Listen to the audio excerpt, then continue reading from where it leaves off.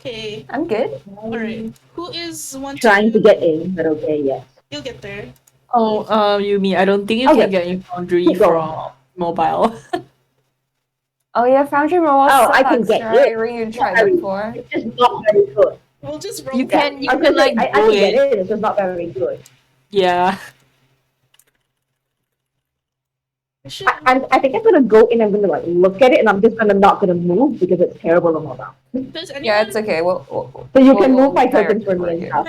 Can someone maybe Yeah. stream for Yumi? Because I Yeah. would, but then Yumi would see a bunch of stuff that they shouldn't, so...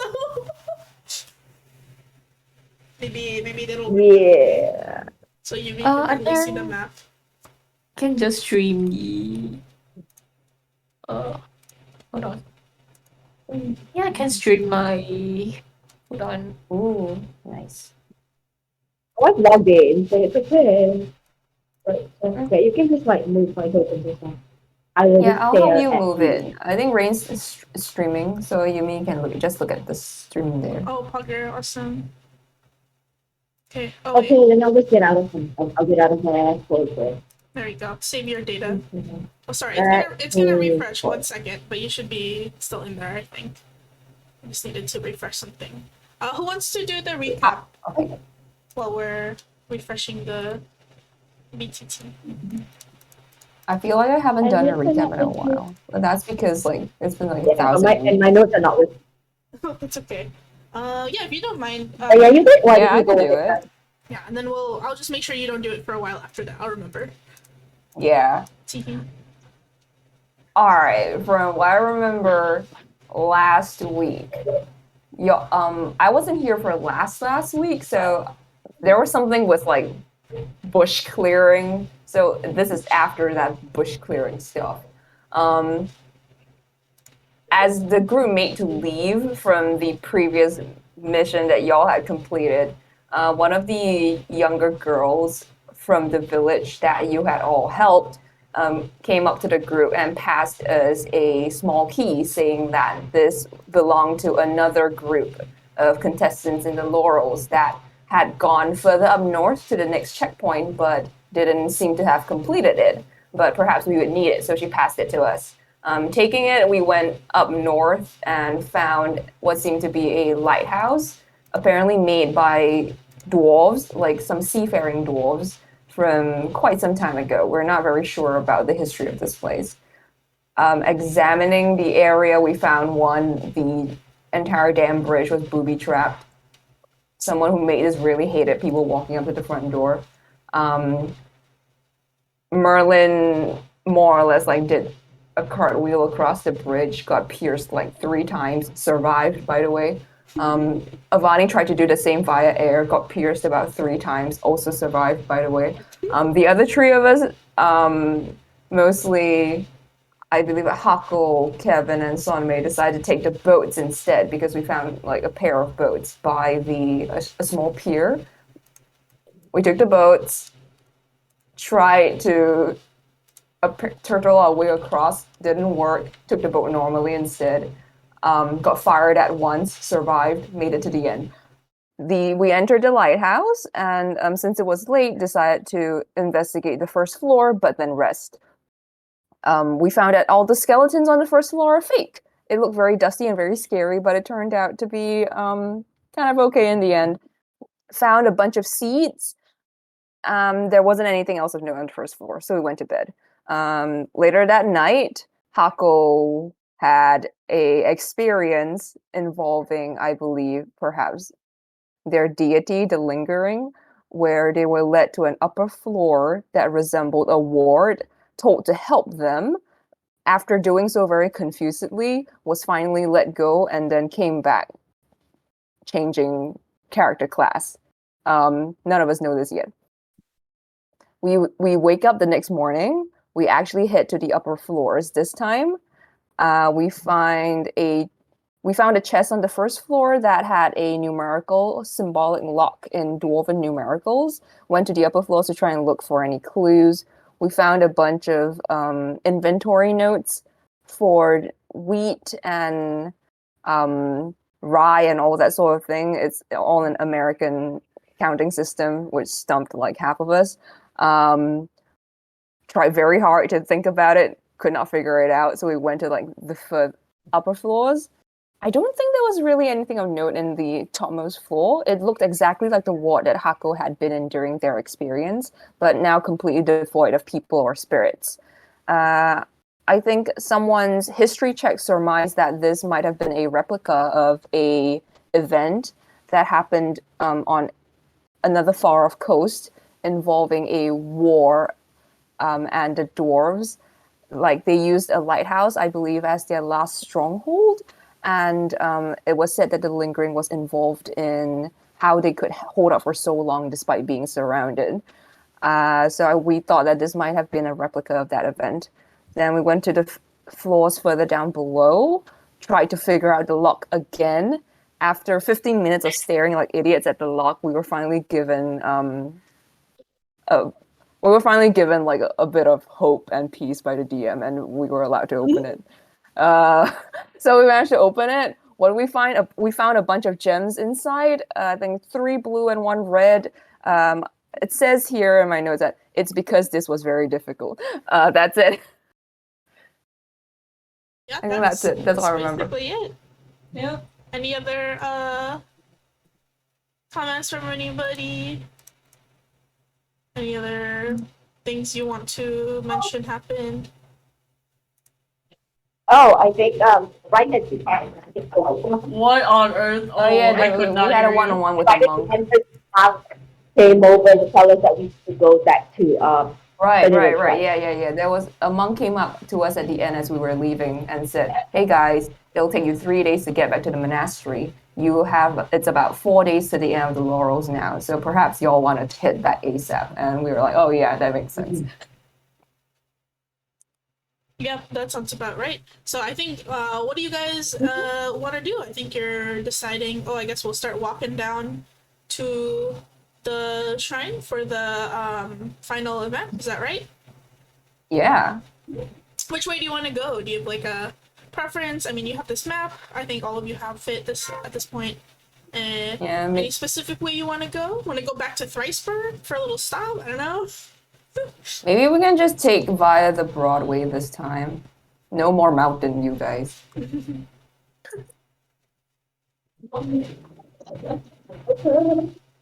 Sure. Yeah. That works.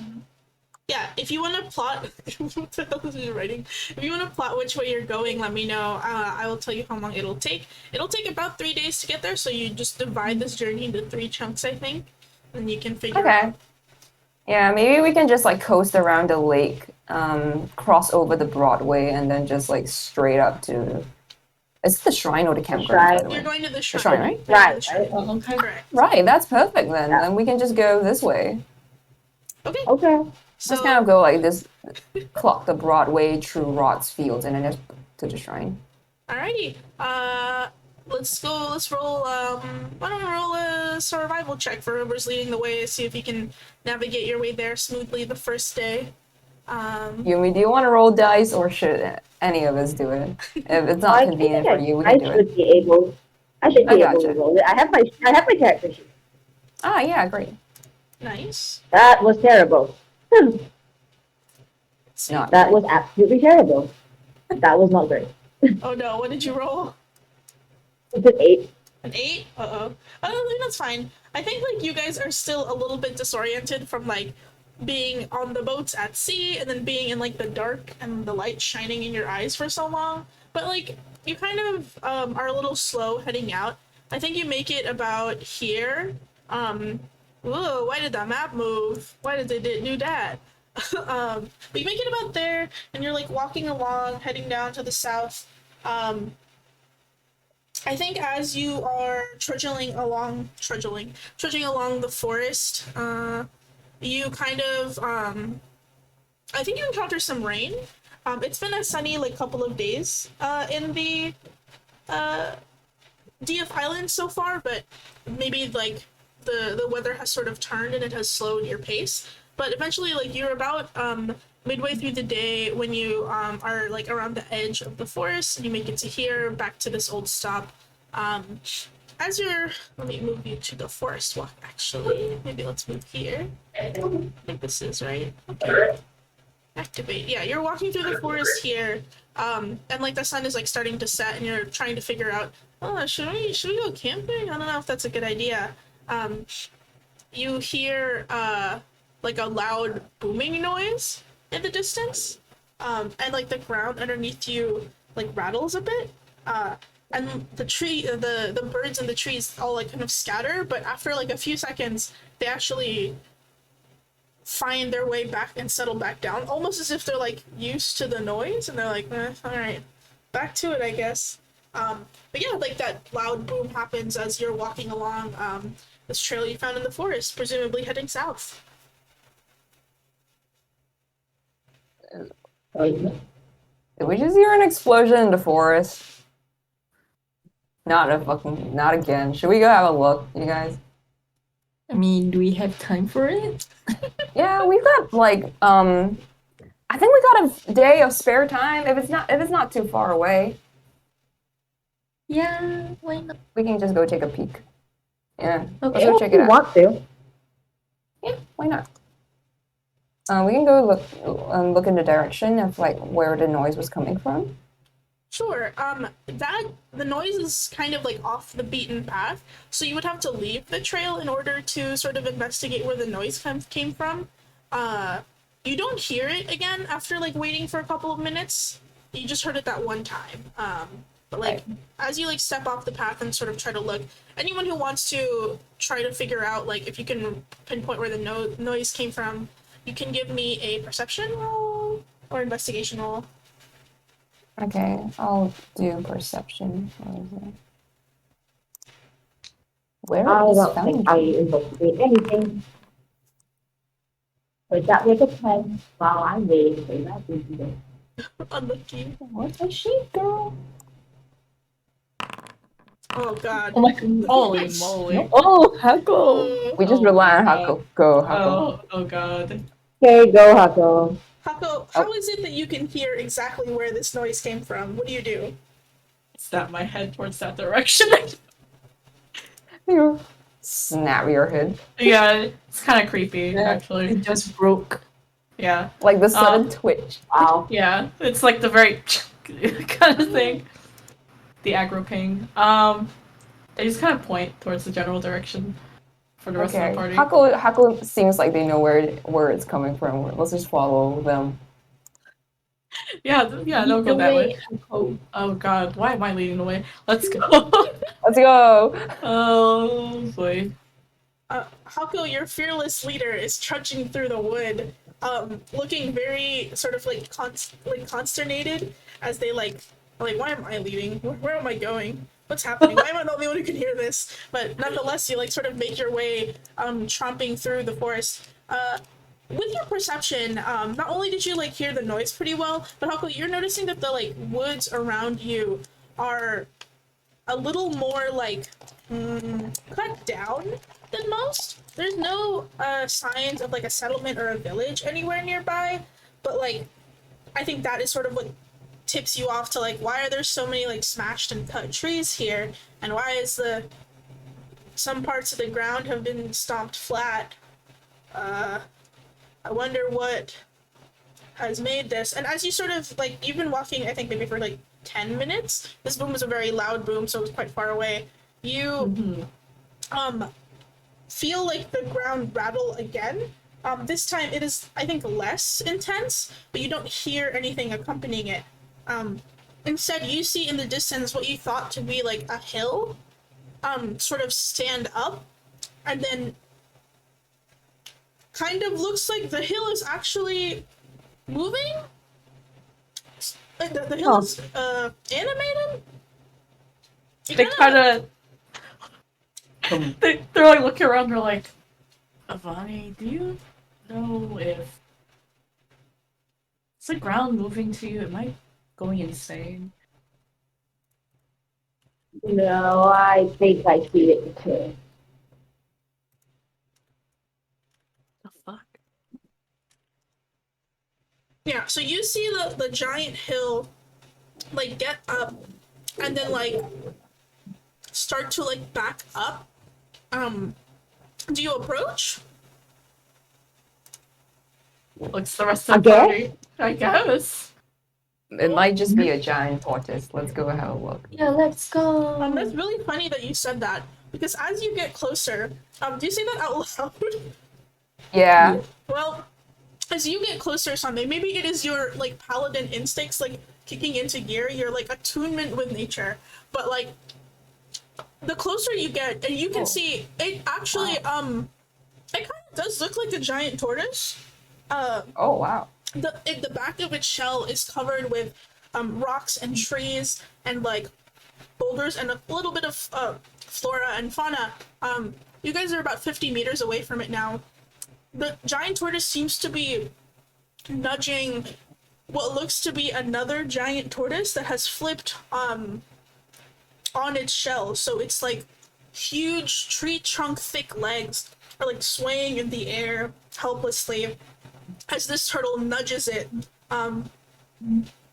moving it back and forth as the other giant tortoise is like rocking. And like all of the like birds and animals and plants have like disappeared from the area, but you can see that this whole section of the forest has almost like been laid flat by these presumably two massive creatures. Well, that won't do. Dude, is the other tortoise trying to help the one that's on the ground, or is it one of those like, haha, think look at so. you sucker things? You can make me an animal handling check to see if you can sort of surmise what kind of turtle behavior we are witnessing. Okay. Turtle What behavior. does this turtle behavior mean? 14? 14. Yeah, you live by the ocean. You've seen turtles before. I think these are closer to like tortoises than like the sea turtles that you're used to. Yeah. But like, you can tell actually that the tortoise, the tortoise that is like right side up, is helping to nudge, is attempting to help to nudge the other one to flip over. Ah, right. Okay. I'll just let the rest know that like, yeah, they seem to be like friends. One of them just got flipped over. Maybe Can we we try can and help help? them. Yeah, it seems kind of mean to just leave it there. What are you guys gonna do? Okay, Said can we wordless. slowly approach? Yeah. Sure. You can give me stealth checks if you're trying to like. Are you trying to not startle them, or are you just, sneaking up on them? What is it? Can we just talk to them like normal Yeah. people? Well, they're I mean, like, you, Yeah, we I mean, can try. We can try talking if they understand us. no. I mean, like, I mean, approach they- them slowly to not scare them, kind of thing. Ah, yeah, that's fair. We approach them like slowly, I suppose. But I guess rather than like stealthily, it's more like slowly. Yeah. Yeah. Yeah, I think you can roll me a stealth check. Why not? See, like, it'll be a stealth check, but it's basically how light on your feet can you be, in this sort of like mangled wood to try to approach these very large and easily startled animals who are definitely not having a good day today. 17. It's pretty good. 29. Whoa. Well, okay, yeah. Avani's like I'll stand ranger. back first and let y'all do the talking. Like, I know I'm not that stealthy. Avani like floats over, probably on your like flying boots. And like you're also like I guess used to animals, and you're like, let's make sure that these things don't freak out. I'm assuming you cast like speak with animals to like see if you can communicate with these huge creatures. Yeah. Yes, I'm gonna assume Avani said yes. I think I heard it. Yeah. Cool. What do you tell them? What do you say to them when you're trying to communicate with them? Hey, you need some help? You hear like in your mind the turtle speaks back to you in the only way that turtles do, in this sort of like clicking type of language, and they say, "My husband's been flipped over. Please. I told him not to climb the hill, and he did it anyway. But now we can't unflip him. If he stays like this, he'll get a migraine." And then all you hear from the other turtle is like, "Shit, fuck, shit." Like Like he's not He's even dying. vocalizing words. He's just grunting. I cringe and then I tell them we actually they do need some help. They're a husband and wife and got flipped over trying to climb the hill. Sorry, can you say the last part again? I didn't catch it. I think he got flipped over trying to climb the hill. Oh yes. Tell them that. Oh, okay. Okay, sure. I Can we guess now try? we're gonna try to collaboratively unflip the tortoise.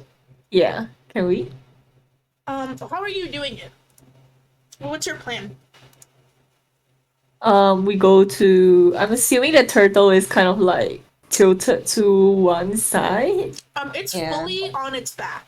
Like, its shell is like, because its round shell is basically making it so it's like rocking back and forth, and it can't seem to gain enough momentum to like flip around. You know, turtles. Okay, can we try to help to flip it around? I don't know how to. Just kind of like basic, give it enough momentum to do like Yeah, the yeah, full yeah. flip back, right? Maybe Yeah, we can like, get the can we other try- turtle to help. Yeah. Try to get it to that angle and then we just kind of flip it Yeah. off. Yeah. We could get the turtle to help, the one that's right side up, since like I think he's it's- got the most mass. Okay. So you're gonna have to be careful to make sure that like the turtle does not roll back onto you and squish all of you underneath of it. But you can certainly try. Are you just pushing the turtle? Yeah. I guess so. I mean, Yeah. like maybe if Avani can fly, like maybe she can try to like push the top edge, like by flying as like we at it. Is that right? Any sense? Okay. To try to ram it.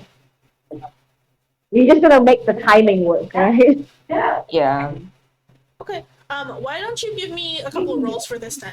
You can give me a like dexterity roll first to see if you can time it correctly, and then a strength roll to see if you guys have the strength to like actually do the pushing. Yeah.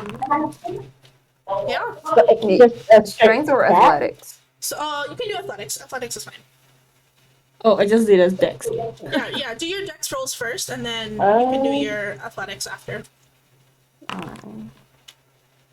Oops. So we're all rolling a bit. Oh god. This is No, not it's great. Oh god. Okay, the dex check. Oh, my athletics is good though. Someone has to tell me the timing. I'll just push. The dex check move. Let's see. Rolling. Oh, not bad. Oh, but the athletics was really good. Yeah. Someone just needs to do the dex thing for me. Oh shit! Wait, hang on. There's a storm here. BRB. Oh. Don't die. Also. Okay.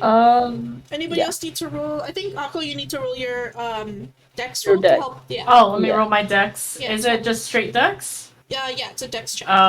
This sure will be something, you guys. What the hell? They're Wow. rolling good today. Wow, Akko. Yay. Whoa.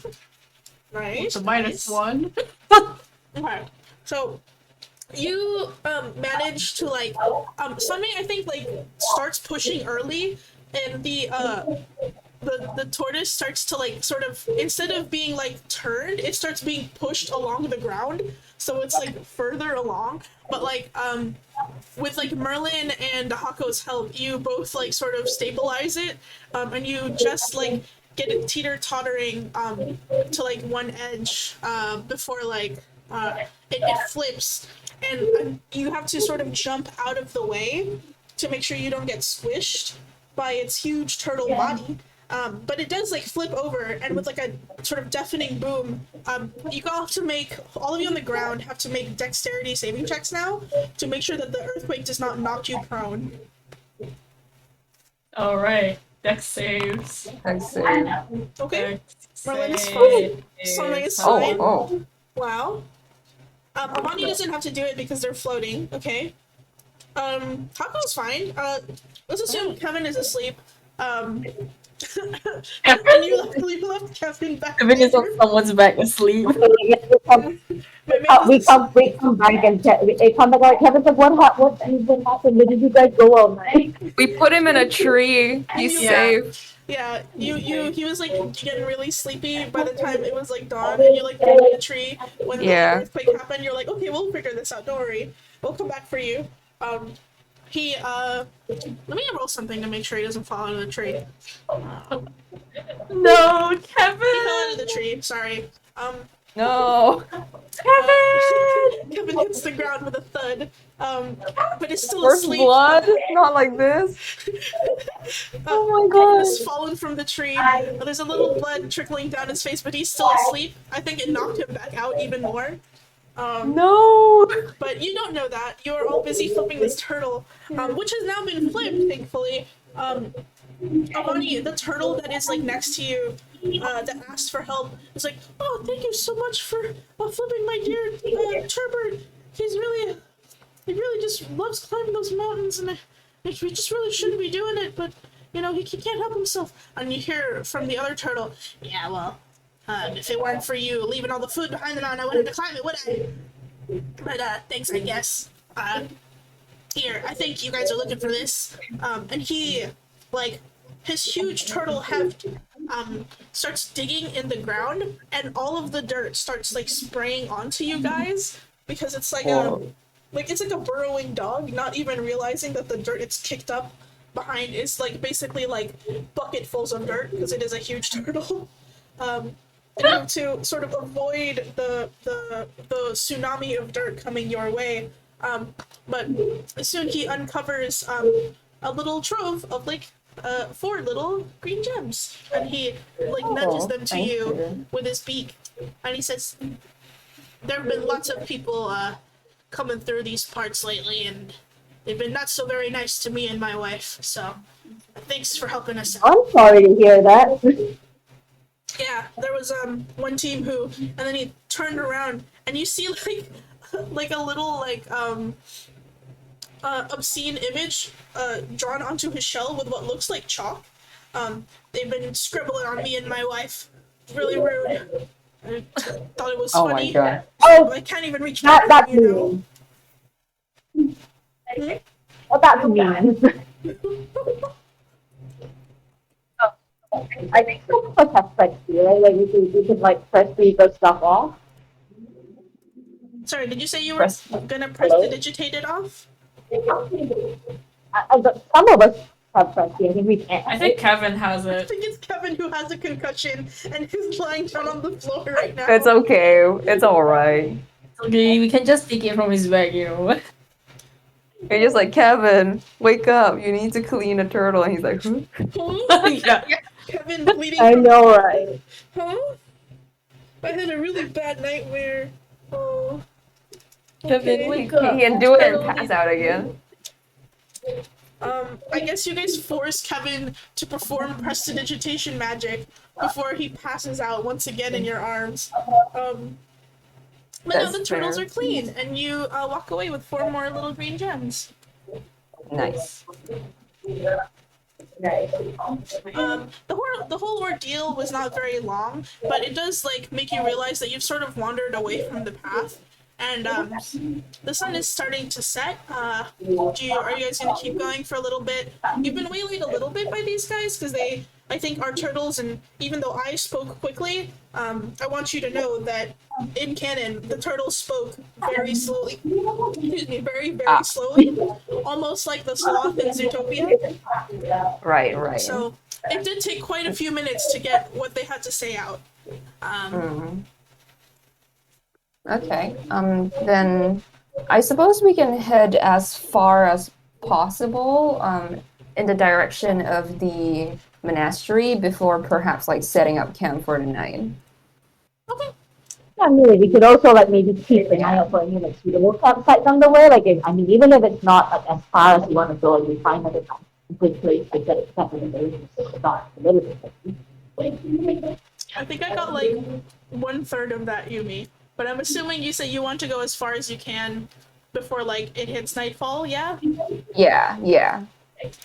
Yeah. Oh, sure. I was gonna say if we see any like particularly good campsites, we can maybe like stop a little early. Oh, if we see campsites along the way, you mean? Oh, okay. Actually, Yeah. yeah. Like any suitable campsites, maybe we can stop a little bit early. That's true, yeah. Sure. Let's do that. So you guys start to make your way through the forest some more. It is a little strange because you are presumably walking down the Broadway and like or towards the Broadway, and the like tall boreal forest of the north of DF Island should be dissipating. But the trees, rather than like thinning, they seem to get thicker, though fewer in number. And the canopy above you still persists. But eventually, you make your way after saying goodbye to the turtles, to like a clearing in the forest with like a little pond, and you set up camp for the night. I think it's a nice place to set up camp. Looks kind of like this. I'll send all of you guys here. Can you see it? Yes. Yeah. Yep. It's a cute little Oh, it's campsite. cute. There's you know, a few fireflies in the air, but it's nice. It's a really calm place, and find a little water next to the campsite to set up camp. It seems that someone has left a tent here already. There are like remnants of a fire, and the tent seems like patched in like several areas. But you know, the fire seems like a couple days old, and there doesn't seem to be signs of anyone there. Okay. Okay, we can just kind of use what they left behind and add our own to it. Okay. Are you guys resting here for the night then, you think? Yeah. Yep. Yeah, I think so. Yeah. Snort Mimi. Cool. Snort me. Anyone doing Yes. anything as you like camp down? Can we look around and see if there's like any edible plants or whatever? Last time we did that, we found some poison berries. Let's do it again. Yeah. Oh my god. Let's do it again. Okay, you can give me a investigation check if you want to look for poison berries or whatever else in the woods around you. Anything edible. Anything edible? Okay, I'll look for specifically something edible for you. Nope. Nope. Oh my god. I was like, well, there's water. Let's go, Avani. Let's go, buddy.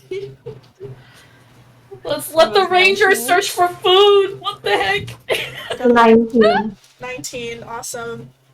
Kevin is still, I think, concussioned from the time he fell down a tree earlier today. No. So I don't think he's Yeah. rolling anything. You guys probably stopped a little bit early just so he would stop getting jostled by whoever is carrying him. I'm assuming it's Sanmei. Yeah, probably Sonway at this point. She's like, I don't know, guys. Maybe we should stop. Kevin might die. Kevin, Okay. Kevin's gonna die. And Charles isn't even here. Hako, are you going to be looking for anything, or you were just like sitting.jpg? I think all the others are looking. Hako could watch over Kevin, so they're not jostling him while they're looking for stuff. So Hako's sitting with Kevin. Okay. I keep imagining the way Haku sits is like one of those Nui dolls sitting. Nui. Oh my God, No. Nui doll. Wait. Oh my God, Nui. Hold on. How do they sit? I've never They can sit. I think there's a version of them that sits but with their arms outstretched. Hako. Yeah. Hako. Yes. Keep posing. Yes. Okay. Yeah, they're like that. Yeah, I'm you at my guys. fucking limit. You sit with Kevin at your fucking limit. Nice. Sunmei, you're trying to. I think you're looking at the pond to see if there's any like edible fish, maybe. Like you know, pondfish are pretty good. Some smell is nice. But like, as you look into the pond, instead you are distracted by like some like water skimmers that are on the surface, and like some little bugs that like buzz past you. And you are kind of just mesmerized by the pond instead, and kind of forget about trying to find fish to eat. Yeah. I think Avani is like, okay, I mean, I live here. I know what edible herbs look like in Lower Orchard. Presumably this should not be too difficult to do. And indeed it is not so difficult for Avani to like sort of look around and you find some like wild potatoes like sort of growing at the base of these very large tree trunks. You also find a couple of like handfuls of like wild chives as well, and maybe you can cook up some, you know, some nice potato breakfast potatoes for people to eat when they come back to camp. Merlin, you sort of wander away from camp trying to find some more, I don't know, berries to poison people with or something. Whatever it is that Merlin is actually looking for. But you wander off in search of some interesting things to eat when I think maybe you're maybe 5 or 10 minutes outside of camp at this point, having followed what looks to be some animal tracks. You don't find anything to eat, but you do find what looks to be a small shrine in the woods. You kind of like trip over it almost because it is like low to the ground and sort of looks to be like a trail shrine. You've seen some of these around DF Island. They seem to be not they're those like local shrines that are not, you know, dedicated to any particular god, but there is one in this woods, which is kind of interesting to see, but nothing edible really. Damn, that sucks. There's no poisonous berry around here. Just some And god's home. I'm guessing that she sees the shrine, so I think she can just approach it a bit, I guess. You don't even like see the shrine, you basically almost trip over it. It's so like small. Oh, okay. But there's like a small opening where people can like lay some offerings, and actually looking into the hole where like there's offerings, it's sort of like shaded and in a dark area, and you can kind of see something like glinting inside, but you can't tell without like further investigation what it might be. So I guess there's no offering for her to just take, Nothing's Some not grass wood. Wow. nothing, stealing the offering. nothing you can see outright. There's no food, but there is something It's like, there's no food. there is something shiny in there. But Okay, it's like further inside. Since it's shiny, Merlin will try to reach it and take it. Because it's Merlin. Yeah. Merlin, you stick your hand in this sort of like local tiny shrine. Make me a dexterity saving throw. Uh-oh. Well, Great. Oh my god. let's go. Make me a constitution saving throw. Okay, awesome. So, Merlin, you stick your hand in the shrine because you see something glinting, and like so quickly before you can even like react, you feel something like prick your palm, and you like pull your hand out, and like as you like stare at your palm where that thing inside of the shrine, whatever it was, pricked you, you feel like the wound is a lot warmer than it should be. It's like a very small like scratch, almost like you were touching a thorn, but like feeling the heat from the wound on your palm, you are sort of like filled with indignant like temper. You're kind of mad, like, why did this fucking thing bite me? Like, what's wrong with, like, why, huh? And you start to get a little worked up. Make me a make me a wisdom saving throw to see if you can prevent yourself from going into a rage right now. My wisdom is like 8. I know. Oh my god, Mer getting tilted? Getting tilted. Oh my god, Mer is I not rolled a tilted. 6. You Oh rolled my god. a 6. So Merlin, you fly into a rage, almost beyond your like control. And you were just pissed at the situation. You were pissed that there's no food in this stupid shrine. Why was it even shiny if there wasn't anything to take?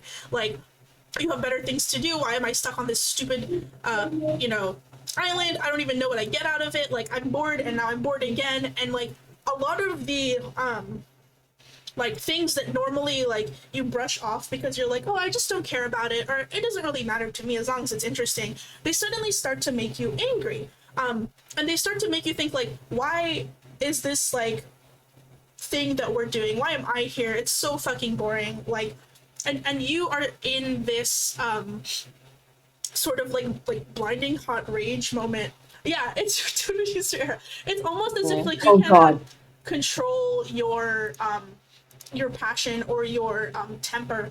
And I think like as you sort of almost make the motion to smash this shrine out of your like basically like rage at the situation, you feel like the wound on your hand has like started like to sear, almost as if your palms are on fire. What do you do? Amber, that's an infection. But yeah. I don't remember what item I had actually. Let's see. Is Merlin far from the other party members? You're about like a 10-minute walk, maybe a 5-minute sprint. Oh, okay. Can she just like do nothing about it? Okay. Well, you failed your saving throw. You are in a rage, and you sort of can't control where you're going and what you're doing. You, I think, feel the urge to smash this temple, but you stop yourself like just before, and instead like start walking off in a different direction, punching and like hitting trees as you go, trying somehow to like let your energy out, of which you seem to have so much of now. You look back down at like the wound in your hand, and it seems to have gotten wider and larger, but also like the edges of it are tinged with gold. And an indeterminate amount of time passes before like you exit this haze, and you like look around and you don't know where you are. You are still within the forest, but like you don't recognize the like art that, or not the art, the like trees that are around you. For the rest of the party, Merlin at this point has been gone for like 30 minutes, 35 minutes, 40 minutes. What do you all want to do? I think the Sonmei is like, okay, guys, like, I think something must have happened. Like, she could not have just found like a spa out there and refused to come back, right? Yeah, I'll probably Probably go got look lost. for her. Yeah. We need someone to stay here to look after Kevin. So maybe Hako, if you don't mind. Yeah, But I guess fine. like yeah, I guess myself and Avani we can go look. Since Avani, you cover way more ground here than any of us. Okay. Yeah. I think But Sonmei yeah, will- she's probably lost. Yeah. All right. We need when I don't what I don't know where she was headed to begin with. So I guess let's just head in the direction that we last saw her in. Hopefully, we might find something. Okay. You all can make survival checks to see if you can track where Merlin went. Let's hope I will recently this time. You have all lost Merlin. Bye bye. But I guess that's not terrible. And you just start praying. That's decent. That's not terrible. What'd you get? 12. Okay. You like. I'm assuming you start to track like where Merlin's footsteps go, and I think you actually, even with the 12, you managed to find the like little shrine that like Merlin found Oh, across the way. But like chill. you, Avani, staring into the shrine, like unlike what Merlin saw, which you don't know, but like the doors to the shrine, like there's little doors in front of like where people would put their offering. It's like sealed Right. shut, and the shrine sort of looks like it's overgrown with like these bright red sort of like autumn leaves, which is strange because the rest of the forest is very much like springtime green, which is the time that you are currently in right now, the season you are currently in. and on the outside of the shrine, there are these like blood red like flowers with like white centers, and the shrine is just sitting there, sort of like chilling, but like very looking kind of out of place. Huh. Do we recognize the flowers? I don't know if you do. Make a nature check. I'll do it too, I guess. 24. Nice. What'd you get? 24. 24. Nature 24. Oh, you are familiar with flowers. These are hibiscus flowers, which is not a common flower in this part of the world because it usually needs to be a little warmer, a little wetter. It is, yeah. These are bright red hibiscus flowers. Oh. Interesting. Oh, nice. If I use divine sense around this area, do I sense anything? What does divine sense do again? Here we go. This is just a Okay, note for that me? I have. What's the radius? I need to know. 60 feet. Oh, okay, not here. Right. Nothing. But like, is this Hess placement like consecrated or anything Oh. like particularly holy? Oh, you know what? You're Okay. right. I lied. I didn't read the second half. Yeah. So you can definitely tell that this is a consecrated shrine. Right. I wouldn't say it's exactly with the hollow spell, but like Yeah. the presence of celestial energy has been like, and I guess divine energy has been activated in this place recently enough for you to have it ping your divine Right. sense. Okay. I'll let Avani know that like it seems like there has been some sort of celestial fae divine activity around here recently. Might have been Merlin actually. Huh. I don't think she was ever much of the praying sort, so she might have tried to like pick up the shrine and move it, and someone must have gotten pretty pissed. Whoops. Yeah, so she might okay. still be around the area. Something definitely happened here. Okay. In the meantime, do we kind of like when you say it's overgrown, like is it overgrown in a bad way? Can you like trim it or whatever? Is it overgrown? Yeah, it's like bad. Is it good overgrown or bad overgrown? Like it's like Yeah. it's how like some signs are like in disuse or whatever. Like maybe we can like clean it up a bit. To you, the shrine looks as if like it is like it's clean on the outside, and the stone actually looks like it's in better condition than like some of the structures that you've seen around DF Island. So it almost neat. looks like an actively taken care of shrine, which contrasts with what Merlin saw, which was a sort of broken down old shrine. Huh. Interesting. Okay. Well, we gotta continue looking for her. Avani, do you suppose Yeah. these woods are safe, by the way? You haven't seen I anything on the haven't way seen here so anything far. so far. Okay, cool. Can I take out like the conch of booming voice? Well, and show it to Avani. Like, well, this thing kind of at least like can cast our voice till about 300 feet around us. I think it'll help. Okay. We can continue looking for her. I'll sound out like a lost child announcement. Lost child. Oh, I see. Lost Lost child, child. I'm looking alive. at the. Department store lost child announcement. Yeah, just like I'm looking at the stuff that I have in my bag, and I think maybe like I will leave there's a green flower earring that I think I used that might have belonged to somebody else. And maybe she will leave it there as like sort of an offering, since I don't think we're gonna get any use out of the earring. Can you say what you said again last? I'm trying to. It's hard because I have speakers on. Oh, I said that I'm looking at what I have in my Inventory. yeah, and it says that I have a green flower earring that has belonged to Cynthia. Mm-hmm. And I don't know if we're gonna get any use out of that. So, like, unless that has like a plot reason that we need to keep it, I will just probably leave it there as like an offering. Okay. Yeah, that, Yeah, go ahead. that's a good call. So you the place where you would normally leave an offering is closed, but you leave the blue flower earring there. And the like red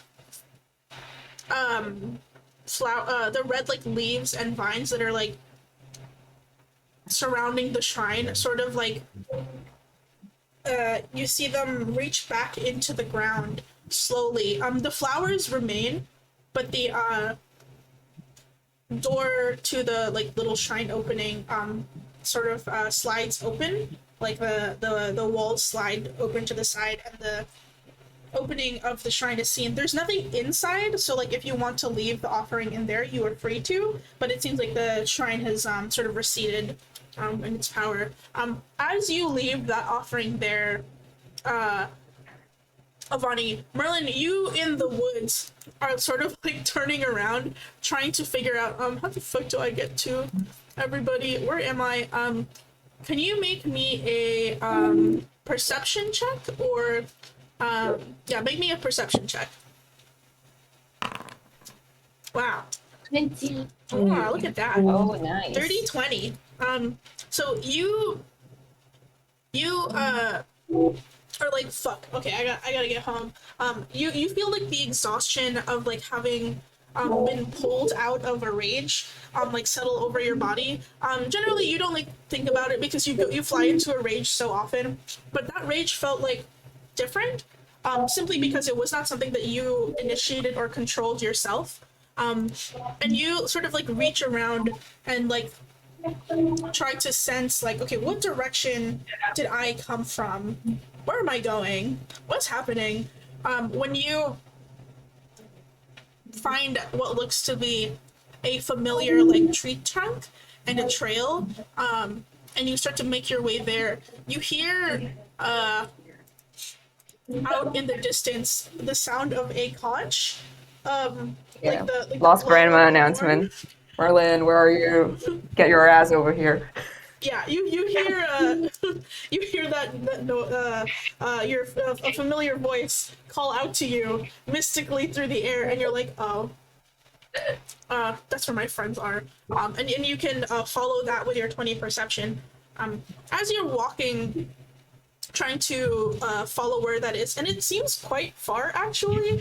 So you're like, how the fuck did I get this far?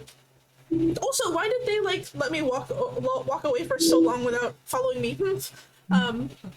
You're pretty tired, and you almost like, I think mechanically you have a level of exhaustion after waking up from like that like rage blackout.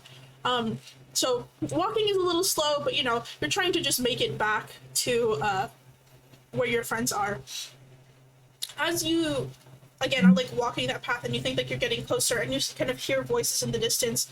You, I think instinctually, like reach out to that awareness of magic that like you have as a like a wild magic barbarian, like your connection to, you know, the magic in the air is like something that you're familiar with and sort of comfortable with, and something that you want to, you know, like kind of reach out to in times of like uncertainty, just so you like are defining yourself, because who knows, somebody else might prick your hand and like start to burn you and make you go crazy, and you want to be prepared. And like as you reach out for that familiar pool of like wild magic, you find it is like, it feels distant from you, in a way that has not like been something that you have felt since before like you were able to unlock your ability to commune with like the wilder magic of the world.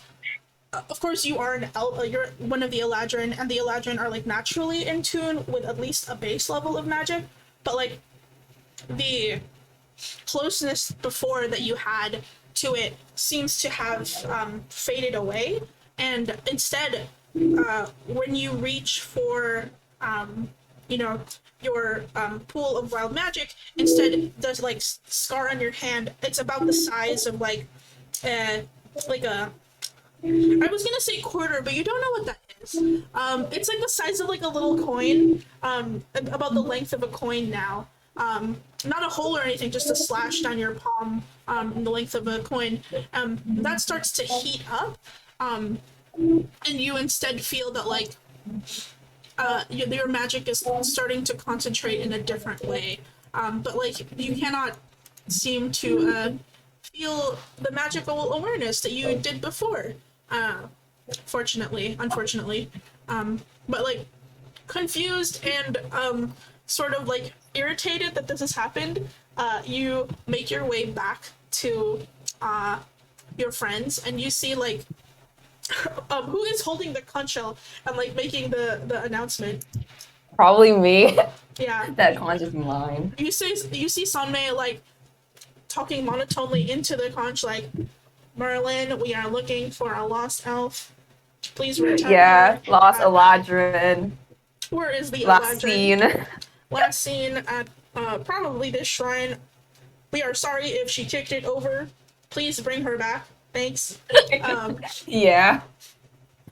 And you can like reunite with your friends. Oh my goodness. I was almost like, wait, Merlin, where do you go? What happened to you? Did the shrine attack you? So there was something shiny inside the shrine, and Fair. I wanted to Did you take it. Yeah, Did you succeed? no, but I don't know. I got pricked by something, and then I flew Oh. into rage. And when I woke up, I was in a really weird place, and then I heard a lost person announcement, so I ran towards that Really? voice. Do you like have a fever? Is this infected? I look at the wound.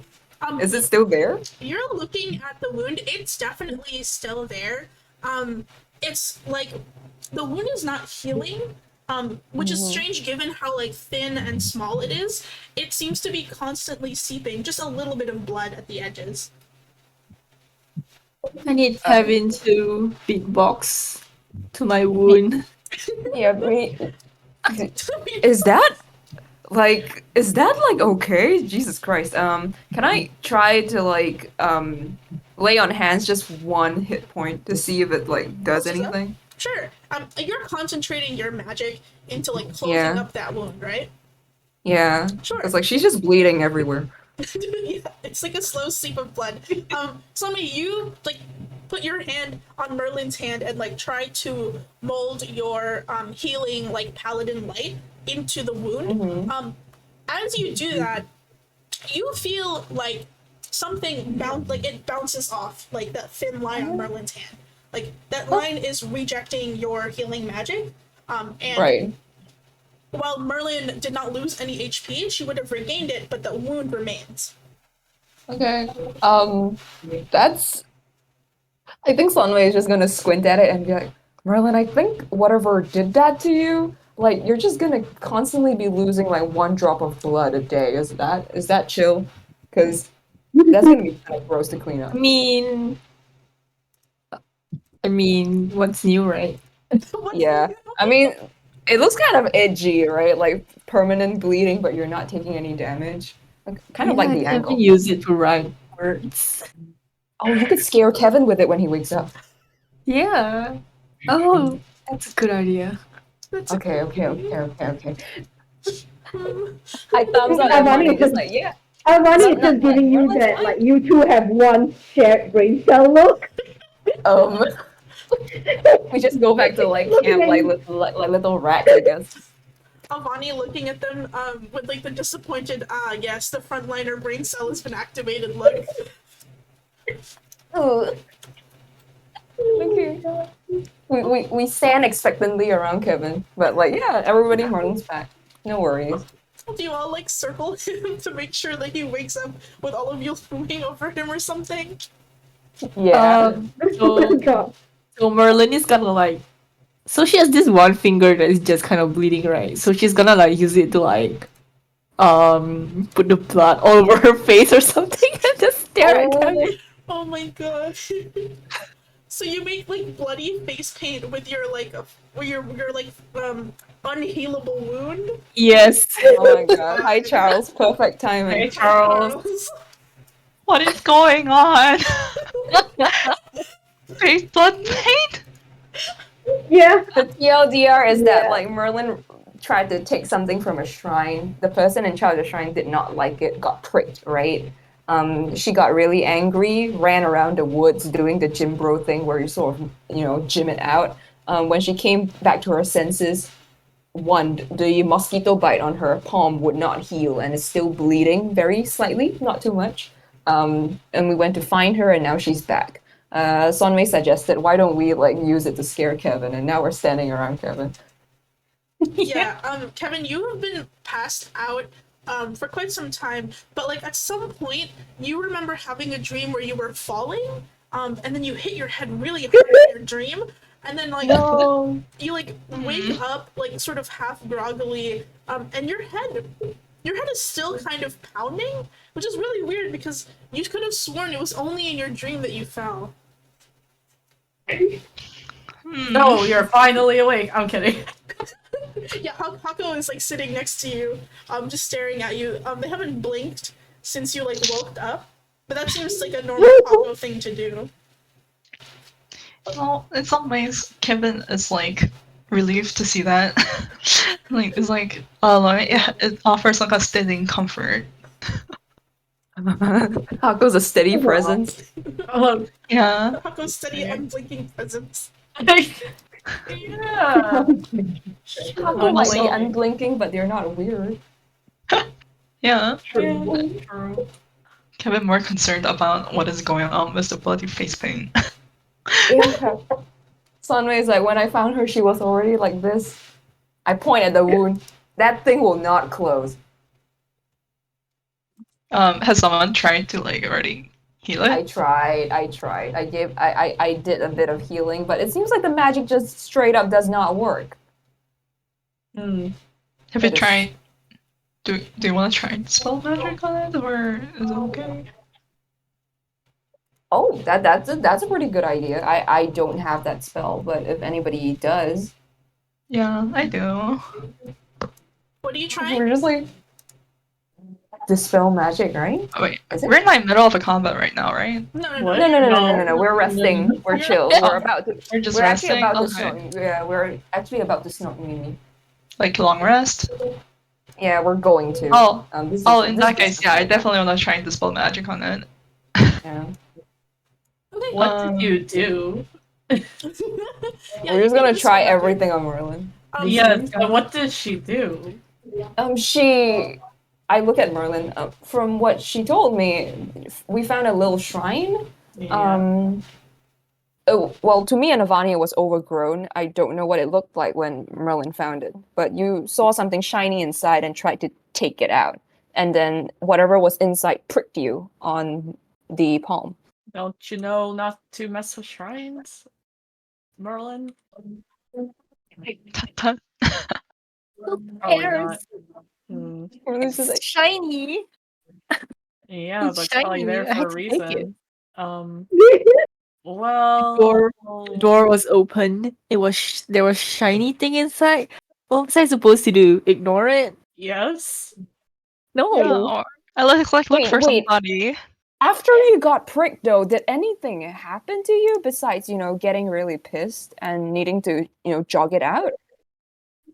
Because I kind of gesture to the whole party, our previous encounters with gods or as you call it higher beings have always ended up in something being shifted in some way. So did anything happen? Well, besides getting pissed. I got into this weird place and that's it. Got into a weird place. Nothing else was changed, right? Your magic and all that sort of stuff still works. You can still you're still strong and stuff. Let me check with Monty. There's nothing changed, right? So Merlin, you definitely felt that your ability, especially to be aware of magic. So you used to be able to tell if something the location of a spell or a magic item if it isn't behind total cover, and you can tell what magic it belongs to. You try to do that with the stuff that's around you that you know what it is. You cannot do that anymore. Your connection to understanding the magic that is just existing around you feels almost as if it is like being shielded or pulled away from you. Um, uh, Additionally, you remember that when you entered your rage, normally when you enter a rage, like you have a like wild surge of magic, like a random thing happens to you. That didn't happen as far as you remember during your like unintended like rage blackout just now. So the things that you can normally like sense and the things that normally happen with your magic are not happening. Oh. Ooh. Yeah, okay, I'll tell the party then. Oh. That sounds not. Avani will say, like, maybe you should go back and apologize. Wait, what? You're saying that like Merlin should go back and apologize? Yeah, Is that like, it? maybe you should go back and apologize. Yeah. I don't know. Like Merlin, do you want the magic back? I don't know, do I? Do I really need it? I mean, Yeah, I don't know, honestly, it's your choice. see, that's the thing. Like, you know, if you don't think you need it, I think it's fine to continue without. But if you think, you know, like it sucks to not be with like that stuff, that extra stuff, then like maybe we should try and get it back. It really is up to like the user, you know. Yeah. Also, it will maybe stop your bleeding.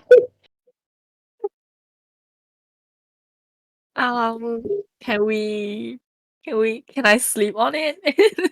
Yeah, Apologize we'll wait for your Oh. decision next morning. Cause like, you know, if the person using it doesn't need it back, then it's like, I mean, that's your choice, right? Like, I won't like force you to get it back. I don't know. It just sounds like she got cursed or something. Yeah. Wait, Okay, so Kevin? let's sleep on it and think about it. I mean, wasn't Kevin gonna try to dispel something? Dispel Yeah. magic, right? We turn Merlin towards Kevin. Does it do anything? So you cast Dispel Magic on her. Yeah, you cast it on Merlin, and you try to find if there is like a magic cast on her to dispel. But upon like attempting to release anything that is upon Merlin, it's very like slippery, whatever is there, and you can't seem to like grasp it, and you cannot. It seems to not do anything. Right. Like, can Kevin tell if it's because, like, it's of a higher, like, level magic, or if it's because it's not magic at all? Or it would just not. You feel as if this is not a spell that you can get rid of. Right. Oh, okay. It's a higher level, like some sort of effect, or like what Hago said, it might be a curse. I see. Yeah. But like, yeah, I guess like we can let Merlin sleep on it. Like, just let us know like your decision tomorrow. I'm assuming you guys are gonna take a long rest now, however uneasy it may be. It's Yeah, not we me need to. We need to do. My god, Merlin is just gonna bleed all over the camp. It's like one Probably drop all, of you know. blood per hour, and then by the time you wake up, it's just like you have a little like like stream in your hand. You like shake it off. Oh my god. It doesn't like hurt you, but it sure is there. Kind of gross, Merlin. Not gonna lie. It's kind of gross, Merlin. Not gonna lie. It's like your hand is like, just every time it's just like it's like sticky and red and damp. Ew. Are we I taking a don't know, lookout? I'm not gonna lie. We should convince Merlin like to apologize just for the aesthetic. Just so she doesn't ruin her aesthetics. Yeah, just like oh that is so not fetch. It doesn't suit your look at all. It's true. I went right to the thing over there. Yeah. Oh, no, I'm so dead. Oh my god. But yeah, we should take watch just in case. Yeah, are you guys gonna do watches for your sleeps? Yeah. Sure, we can do that. How many watches is normal again? I keep four, forgetting. right? 3? 4? 4, I think. Okay. Alright. So the sun sets as you guys enjoy Merlin's new ability to bleed constantly. and like night settles on your little campground. What's your watch order? I can Well, stay up for 2. Yeah, so can I. I think out of all of us, like then Avani and Kevin are the one. You guys can pick like where you want to be. The rest of us can just sort of spread out. Do 4 you have a watches, right? preference, Bonnie? Who wants to take first Sorry? watch? Who wants to take first watch then? Probably I don't have dark vision, so probably me. Okay, that makes Yeah. sense. Hako for watch 1 and watch 2, right? So I guess like who else does not have dark vision? Oh, Kevin doesn't Oh, have Kevin. it either. Okay, then Kevin, you can take first watch too. So first watch is Hako and Kevin. Yeah. Can you guys see it, by the way? I can't tell if you can see the scene or not. Yeah, I can see the new. Yay. Wait, no, I can't. Wait, no, I Now just it's see black. blackness. It's Yeah, I see black. Yeah, it was the campsite just now, but now it's dark. Oh, now it's dark? Yeah. Okay, hold on. totally that. How about now? Oh yeah. Oh yeah, it doesn't Yeah. work. There you go. Oh, Oh, so cute. kawaii. Ah. Kawaii. Okay, so who's first again? Sorry. Hako Kevin. Mm-hmm. Hako Kevin. I'm just. Okay. Who is rolling perception? How's your perception? 7. Hako. What about you? +7. I'm only 4, so can I give you advantage? Yeah, sure. Yahoo! Alright. Kevin's helping. Yeah, we're just looking, we're squinting before it gets too dark, you know? Oh, Yeah. wow. 15? Nice. Okay. Okay, 15. So with your 15, Hako, you are newly staring into the night, just like this. Looking out. Oh, yes. Yes. Looking out into the forest. There's like normal forest sounds, which is nice. There's a little bit of the moonlight trickling in through the sky. But it's like overall like a pretty uneventful watch. It's nice to have something uneventful, considering the last couple of days and the last 2 weeks, honestly. So this is, it's nice to have normal things sometimes. I love normalcy. Is Hako thinking about anything in particular? Enjoying their rest, talking to Kevin about anything, or just enjoying the night? I think they're still thinking about what the hell happened the night before, and they're just kind of staring at the bracelet really hard, like, where did this come from? I know where it came from, but Yes. Yeah, the little bangle on your wrist, it just kind of like every now and again, like the light like catches it, and the like shine twinkles in your eye, and it's sort of like mocking you in a way, but also like looks really nice. So who knows? It's just a nice piece of jewelry, you know. yeah. Okay, cool. Who is doing next watch? Next watch. I think like to keep it Merlin simple, and maybe like May probably do the rest because they only need 4 hours of sleep. Yes. But like if we have 4 watches, maybe the next one is Hako and Avani. Then the third and fourth can just be Sun and Merlin because it's easier to. Yeah. Okay. Alright, do the next perception roll, whoever is doing it. How's yours, Savani? It's getting darker. Can you see in the dark? Yeah, I have that vision. Okay. And my perception is +6, okay. Yeah, I'm gonna give you advantage. Because I think at this time it might be too dark anyway for them, so.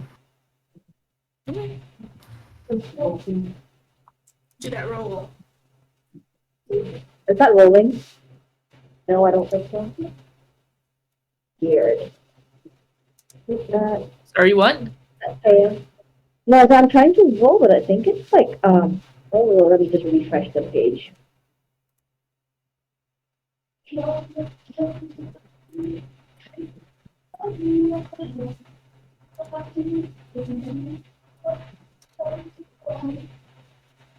Okay, there you go. I was like, something broke in the page.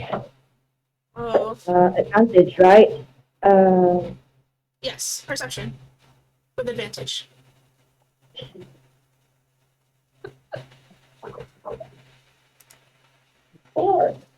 Before, something page 1. Okay. 20. 20. Nice. Okay. You are like, who's doing your watch with you again? I forgot. Hako Hako, naman. that's right, Hako. So you and Hako are like doing your watch. Avani, you're like, looking out, into the same like sort of dark forest. The sounds of, a lower orchard, forest are familiar to you and comfortable to you as well. But like, what sort of like you notice strikes you sort of. You barely catch it as you're like turning around, I think towards the end of your watch to alert whoever is next. You see like Merlin sleeping like kind of almost starfish like, and you see like the wound on her hand. And you only notice it because like it was so freaky that it just kept bleeding, but you notice it now turning to like wake the next person for the watch, that like the wound has is like glowing faintly in the moonlight, this like crimson like color, and the crimson color is not like the same like dark blood red color, but it is it has a faint like light to it, which is kind of freaky. Just some freaky stuff happening to Merlin, but it doesn't seem to be waking her up, so your watch otherwise ends uneventfully. Okay, I think the Merlin is the next person anyway. Yep. Oh, Yeah, you Yeah. can tell her that like that shit do be glowing. yeah, it was like, yeah. So as she wakes Merlin for the watch, it's like, just so you know, Bob's been like glowing weirdly in the moonlight for a while. That is so cursed. Is she turning into a werewolf, you guys? I can be like a light source at night. Merlin, I've heard things about stuff like that. So I'm waking up, just like, I just thought about it. You know, like, what if you turn into like one of those big dogs? I've heard stories, right? People get bitten and then they start turning into dogs. Dogs? Yeah, like big furries. Oh my god, release furry error. You know, I don't know, like, but that's because they were bitten by a dog, right? So if this thing, like, if a mosquito bit her, then would she turn into like a big mosquito? Oh god. Merlin, we love Oversized you, but bug? if that happens, we'll make sure we send you to a good place. The doctors, the cab that we just, oh my god, it's like the Franz Kafka thing, but it's just Merlin like on the bed as a huge bug. Metamorphosis? Yeah, the metamorphosis Bug is Merlin. Merlin is like, no worries about it, and then she like just Okay. I guess she just kind of like put her finger in her mouth, like you know how people just kind of suck their thumb, but she does it to her bleeding finger. Oh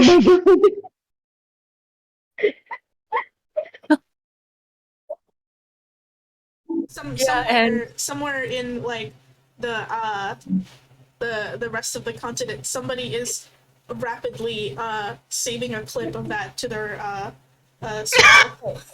Oh no. Oh my god. No. Unfortunate, but it is true. No, Oh, we all hating no. that. All right, watch time. What do we roll? Watch time is crazy. Okay, next. Okay, next, please. Okay, next. I think Merlin, you are awoken by your day glow hand. It's like not bright enough to cast like a source of light, honestly, but it is bright enough that you can see it if it's pitch black. So you know, Oh, something dude. to be a note of. Who is? Yeah. Oh my god, yeah. I think third watch and fourth watch are both like Sanmei and Merlin. So yeah. So which one of you is doing the perception roll? We can both do it. Okay, go for it. Yeah.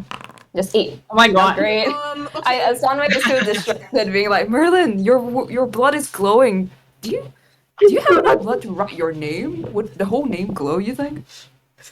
Oh, I can try it on the floor now. She does it. Let's try it. That's why we're distracted. We're Yeah. looking at like, oh, does Merlin's blood glow? Like, can she write her name in it? Yeah. Yeah, the two. She writes her name. The two She writes her name on the is- ground. Oh my god. Um, They're so fucking stupid. Oh god, the two of you were so busy the whole night. Like your next watch, just consumed with trying to figure out uses for Merlin's glowing wound. You do note that like once the blood leaves her cut, it is no longer glowing. So that's kind of useless, unfortunately. But while it's on her hand, it's still kind of nice. It's like shiny. You can ride it on your skin. Sucks. I could have made money of it. Why don't you try to write it on your skin? Would it still Okay. glow? No, like selling those glowing Yeah. postcards or something.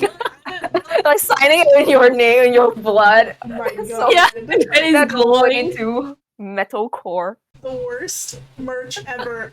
So Merlin, did you like wash the blood off of your face after you made like war paint with your own blood earlier? I think you should. That's so not like aesthetic. It kinda You gross do right now. note that like the blood marks that like Merlin painted on before she went to sleep, they do also like kind of faintly glow. We're discovering something here, Merlin. The blood on your face that you use, yeah, your blood does glow as long as it stays on you, I think. Oh, I mean, it's cool, but I can't make money of it. It's sad. Yeah. I don't know, it doesn't really make for good like eyeliner either if you only can see it when it's like fucking pitch black. That's not great for sales. You need to be able to see it in the day. It's so nasty. Yeah, that's how our conversation goes the whole watch. Yeah, it's just like what's aesthetic and what isn't. What can be sold and what can't. God, It's so disgusting. it definitely makes it in the top 10 worst watches ever. Compilation list. Okay, I think you guys have one more, or unless that's gonna be for both of the watches for you two. No, we'll take one the more. other one. We can't. Yeah. Yeah, we'll take the other one normally. Hopefully. Alright, both of you roll. Hopefully. Okay, Oh. better. I What was it? normalized Perception. perception. We normalized a bit. Okay, A lot actually. it's much better. So I think like you guys get bored of the conversation and you start like eating the leftovers instead. And like I think Merlin is like busy like chowing down on the potatoes and like maybe washing her face because it's kind of gross. That's up to you. Sunmei, you are sort of like chilling for the last watch and like you are leaning back. You know, it's been like a long 2 weeks, but also like a short 2 weeks. Like you feel like time has been crawling but also running at the same time because it's just like so much stuff has happened that I think like normally your days are a little more regular, right? Because you have a normal schedule and you can expect what happens day to day. But like the last 2 weeks have been, you know, the opposite. You do not know what is going to happen when you wake up in the morning. And with that thought in mind, you like sort of stretch like your legs out and you look up to the sky and you can like sort of barely see the like moon through the glimmer of the trees. And as you look up, the moon, you know, you've had a lot of problems with her lately. She's been a little wobbly, she's been a little wobbly. And you my on-off relationship with the moon. I know, she's just, you know, very inconsistent. And that inconsistency is like kind of in the back of your mind as you like look up at the moon that you have seen throughout the offering of the laurels, like perhaps for one of the last like couple of times that you will be seeing it, at least from this side of the continent, because who knows, you know, where you're gonna go afterwards. And like you're staring at it for quite some time, just drinking it in. When you notice, like, your eyes sort of, like, start to get kind of heavy, but you, like, struggle to keep them open. To the left of you, Merlin has already fallen asleep, like, sort of, like, slumped over her little bowl of, like, leftover potatoes and chives from earlier dinner. Maybe a little bit of spam in there that she snuck in. And, like, you're kind of trying to, like, make sure you stay awake enough to, like, wake up everyone else for the morning, but looking at the moon is just making it so hard. Make me a Constitution saving throw right now. Oh, On save, okay. Where my shit? Oh. Nope. Okay. So what happens as you are like feeling your eyes like growing drowsy? Your head starts to pound with like some like really like your mind feels sort of numb. Like it hurts in that numbing way, almost like you have a cramp in the front of your brain, and that intensifies the longer like you try to keep your eyes open to look at the moon.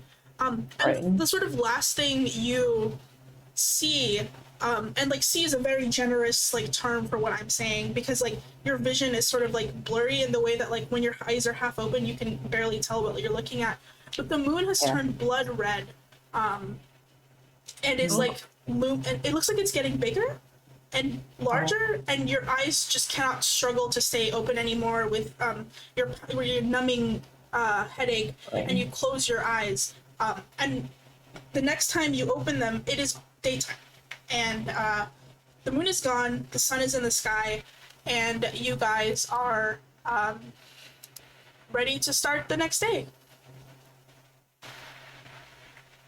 Okay.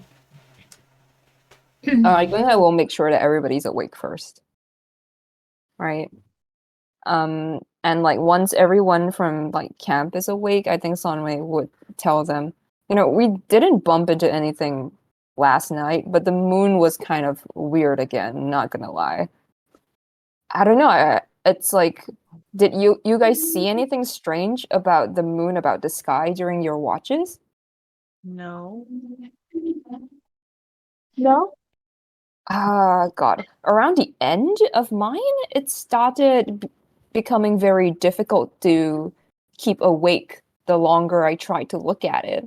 And I remember before, you know, maybe I was tired or like maybe I passed out, I'm not too sure. But like before I fell asleep, I saw it turn very red and then seem to get larger or seem to move closer to us. It's very strange. That is strange. Yeah, like it's been kind of a bit more normal across the last few days, but I think something's happening to that thing again.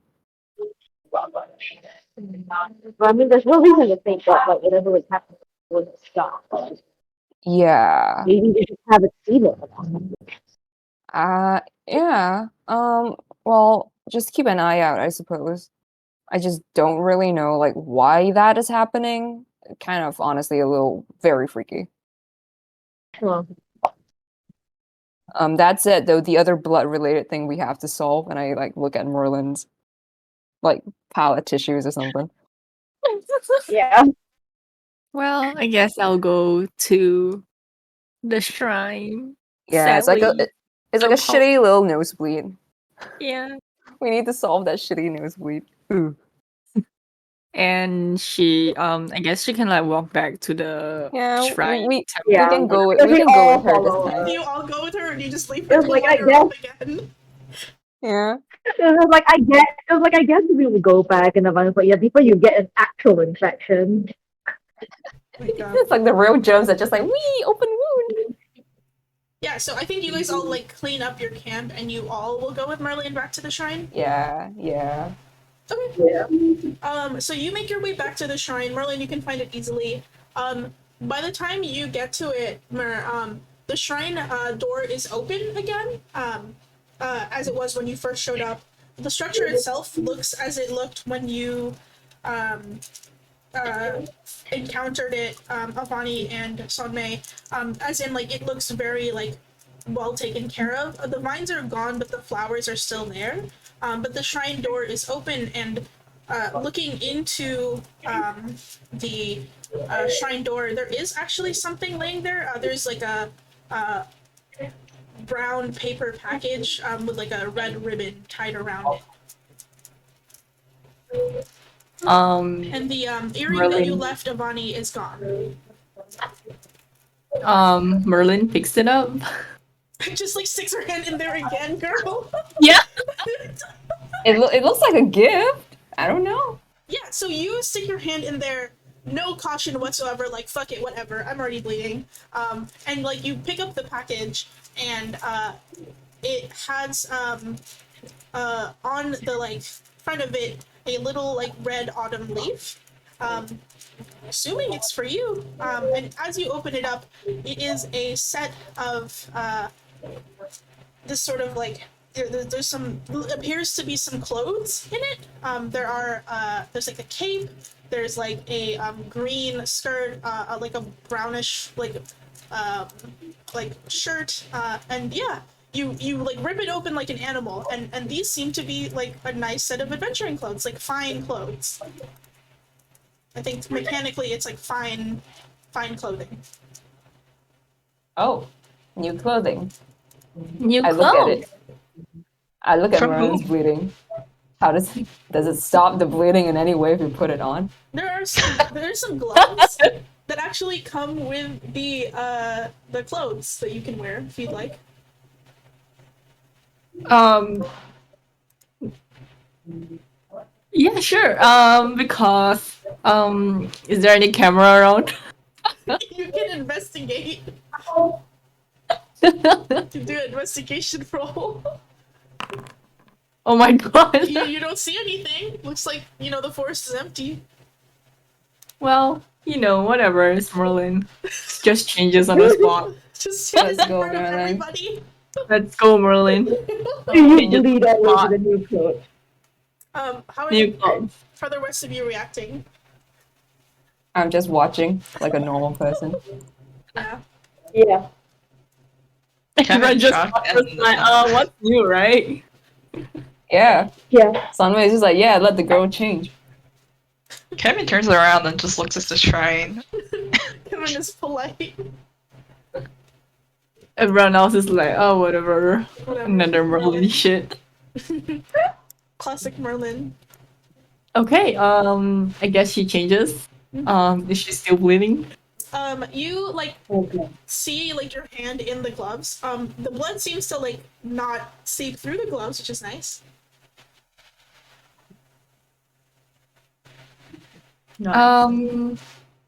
Yeah, I'll tell the party then. Okay, well, at least, it's stopped in a weird sense of the word. It's not like it's stopped, right? It's just that we can't see it. Yeah. I think like it's not wet Yeah. when you touch the gloves. It's kind of like a weird band-aid. Like a huge hand-sized Oh. band-aid. Okay. All right, then I guess this Well, is looks okay. good. Yeah, it's an improvement. It's an It improvement. is. It's a good stop measure. Yeah. Do we know who it's from though? Who is so kindly like gifted you with this? There's no name or anything on it. Well, free stuff. Free stuff. Crazy. It's I free. think. It's me. Yeah. Yeah. Let's go that. Guess I will thank the shrine. Whatever, and then she just puts her hands together and she I guess she's like, thanks bro, or whatever. Like she thanks I don't know, she prays at the shrine and is like, oh, thanks for the new fit, I guess. Thanks bro. Yeah. Thanks Crazy. bro. Okay. Cool. Yeah, you give it like a thumbs up and like a clap for thanks. Your hand kind of stings when you clap. That's okay. And I guess like you guys start heading on your way Yeah. further south. Sure. Let's go. Sure. Why don't we take our break there and then we'll meet up in 20? Sounds good. Okay. Yep. Yeah. So we'll be break. So meet back Gotcha. up at I believe 08. So I will see you then. Ja? Okay. Okay, bye. Bye. Bye.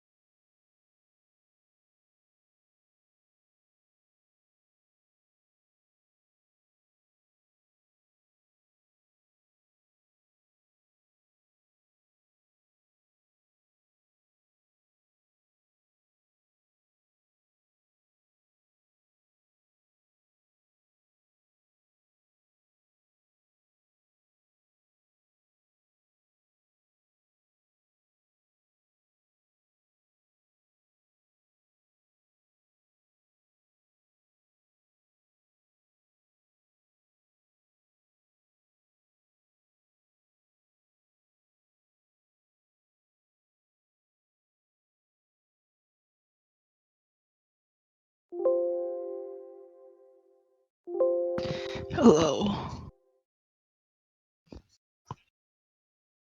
Hello, Charles. How was dinner? Oh my god, Grace. Hello. Hey. We went to actual win today. How was it? The crabs were better at the what was the name? The Caesar Palace? Uh-huh. Yeah, the crabs are better there. Hmm. But Interesting. the barbecue rib was actually really tasty. Oh, okay. Was the win about as pricey as Caesar's Palace? My dad said it was about $80 per person. Oh, so a little bit cheaper, I think, right? Oh, Or was I it same don't price? remember. I don't remember either. I I think it was like 80 or 90. So almost the Mm, same. That's not the same. yeah. Mm. Also, the desserts were not as good either here. Has the Oh, price wait, changed after COVID? wait. Oh Hmm? my god, Hmm? Hello, can you guys hear me? Oh, you sound like you're like, Underwater. yeah. Yeah, super Oh, again. muffled. Okay. Still super muffled Now, and kind of quiet too. so, because it was better earlier, but like nothing has changed aside from. I think the reception is kind of a little bit weird. Kind of Oh, sounds like you're on the phone, like on a I speakerphone in the am. car. You sound like you're in Oh, another room. yeah.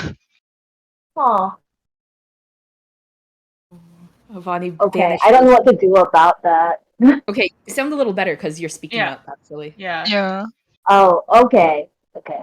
Now I was asking, have the prices changed since before COVID? Because the last that you said last time I was in Vegas. Uh-huh. I think prices have jacked up a bit. I remember people complaining about it online, so No. Economy. Mm. So Inflation. inflation. It would jack up.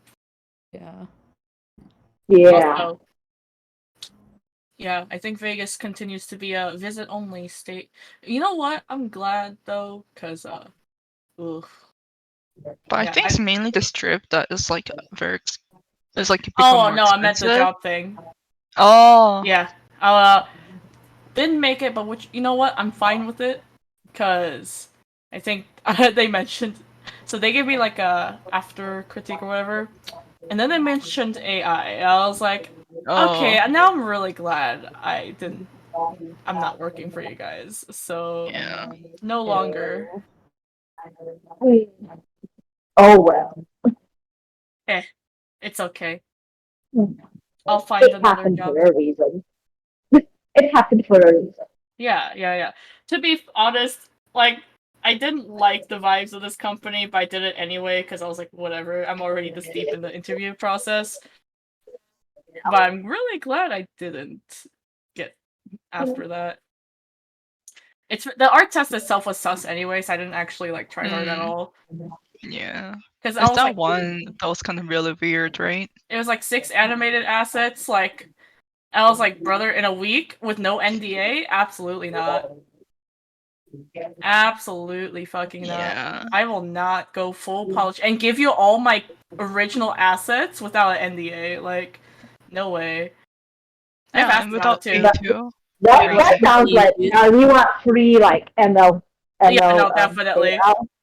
right? It sounds like we want free ML data. Oh no, absolutely. They wanted to mooch off assets. Yeah.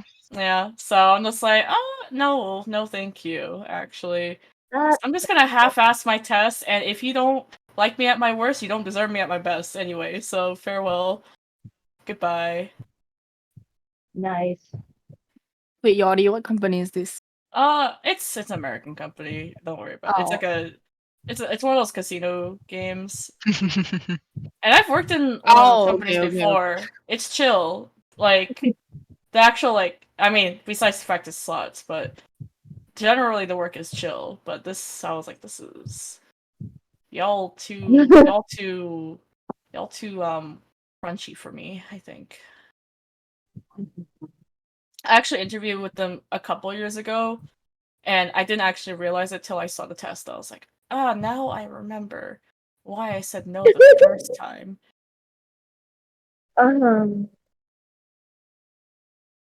It's okay. I'm just gonna do some classes and then try again later.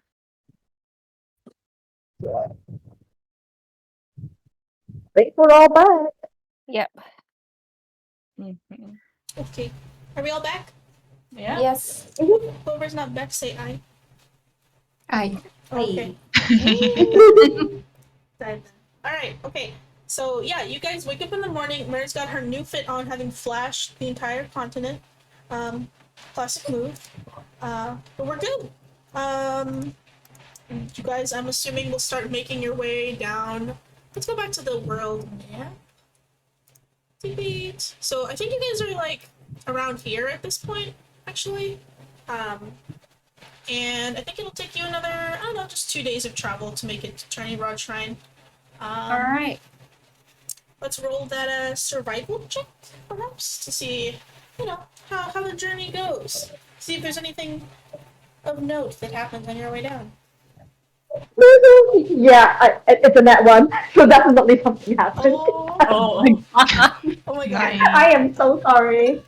Avani's a body by this Oh, by day 2. Avani is lost. I think Avani is still kind of like in shock and awe from Merlin's incredible hygiene skills yesterday, and it's just like where are we going? And you guys sort of drift off and find yourself like you do end up going pretty far. But rather than like sort of go straight through the Broadway, you find yourself like here by the end of the day.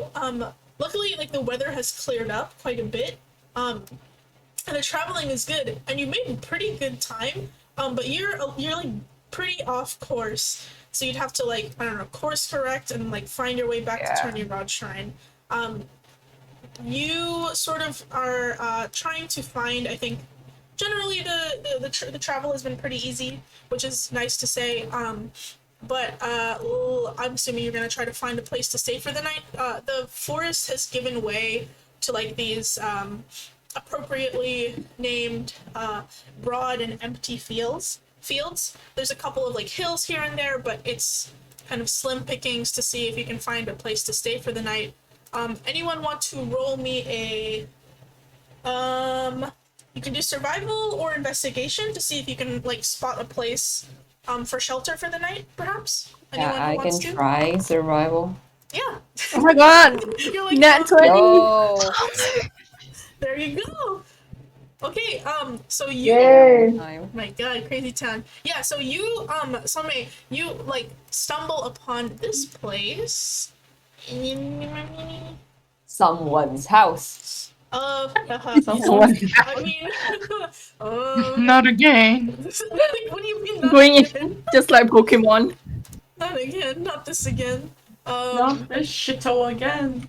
Yeah, you guys stumble upon this place. Activate. Someone's house. Anime. Oh my god. Someone's house. We don't see it yet. You don't I'm see waiting. it yet? Okay. Someone's house. Can you see it now? Yes. Someone's Yeah. house. Okay. And There also you go. Merlin. There you What go. are you Someone's doing here? house. It's kind of nice. Actually, it's pretty run down. It's kind of weird. This place sort of was. You're going on this like road on the horizon, and like you see nothing and nothing for miles. And as you like crest this hill, it sort of just appears as you near the top. Oh You my see god. a couple of like empty crates outside, and like an open door. And you can kind of see the darkness inside the house from where you're at. But like this is probably the only structure you've seen in quite some time. But there's a roof to put over your head. There's a door that you could presumably close. The place looks to be in like disrepair. So, I don't think anybody's living here, but yeah, you guys see this in the Yeah. distance. Coming Okay, upon it. I'll point it out to everyone. Just like, yo, we can stay here for the night. It's like a huge improvement from like the fields. We can just. Yeah. Can I just go in? Yeah. Is it? Yeah, like, can we Can go we in? knock? yeah. The door is wide open. No. Oh, It's okay. my house. Go now. in. Just go. Go Merlin in. tromps on in, busts open the already busted open Oh door. my god. It is about as you expect inside. There are a couple of like empty barrels, some half-empty barrels that are like broken and full of sand. Actually, Oh. there doesn't seem to be any other rooms. It's just one big room. So whoever lived here, you can make me an investigation check actually, if you want to sort of look around a bit. Anybody who wants to can do it. All right. Go. My Go That's my not- Yeah, ass. where was the 24 and I needed it earlier? Kevin Kevin, looking Is there? grass. Kevin looking at the grass. Kevin's like, it's dark. Grass. It's dirt. It's dark. Oh my god, the grasses around this house. They're moving. Amazing. Yeah, Yeah, so I think most of you check it out, and you can kind of surmise that this is less of a house and more of like a like an outpost for probably like a farmer who has like lands that go this way, and sometimes they're out checking out their lands and like trying to get home would take too long, and they just needed a place to like rest. There's some like barrels for storage that obviously seem to be already emptied. Who rolled a 24? Okay, Avani, with a 24, you are sort of looking around to see if there's any signs of, I guess, like, people having stayed here recently. And, like, you definitely see that, like, there are a couple of what seem to be, like, camp bits. Almost like somebody had camped here who was, like, not a farmer or anything, because they're, like, there's like tent poles and like some stakes that were left behind. The vestiges of a fire are sort of tucked into the back of the house where a chimney would be. But like another, like a strange thing that you see is like sort of buried under some of the like sand that's in a barrel. You see like a little bit of like blue, like bluish purple cloth, like sticking out. And then like what looks to be like a pale cream piece of like the corner of a paper, also sticking out of the sand. Oh my god. A Uh, note. we unearth it? You what? You pull it out? Yeah, I pull it out, I guess. Yeah. I pull out the sand or whatever. Yeah, I'll take it out. Sure. You sort Look of further. yeah. You like tip the sand over and like dig through it. You pulling out the cloth sort of like reveals like this dark navy like purplish robe. The like robe, something about it is a little familiar to you. Any of you who are in the room, yeah, anybody can like make a history check to see, because the robe is a little familiar to all of you. Some of you maybe more than others. Make that history check.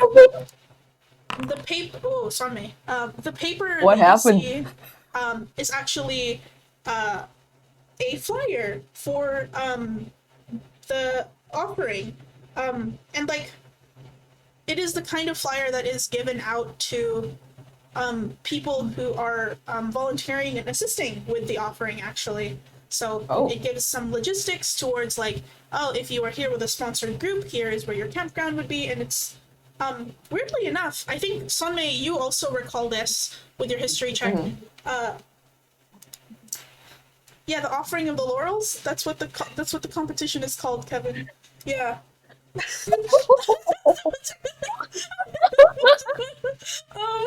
Kevin is like, oh my god, it's not called the coil? Huh? Wow. I think Kevin's still concussed from falling down that tree. It's like, huh? The what? I fell down a tree? Oh, you guys didn't tell him. Well, Yeah. you'll see in the VOD. We but, put you in a tree. yeah, they put you in a tree and And the tree fell. It wasn't just a dream. yeah, It wasn't just a nightmare, Kevin. it was real. I feel like being gaslit, but okay. It wasn't just a nightmare. Oh my god. Okay. Yeah, so you like pull out the cloth and you pull out the paper. So mate, you recall both actually. The cloth is something that you saw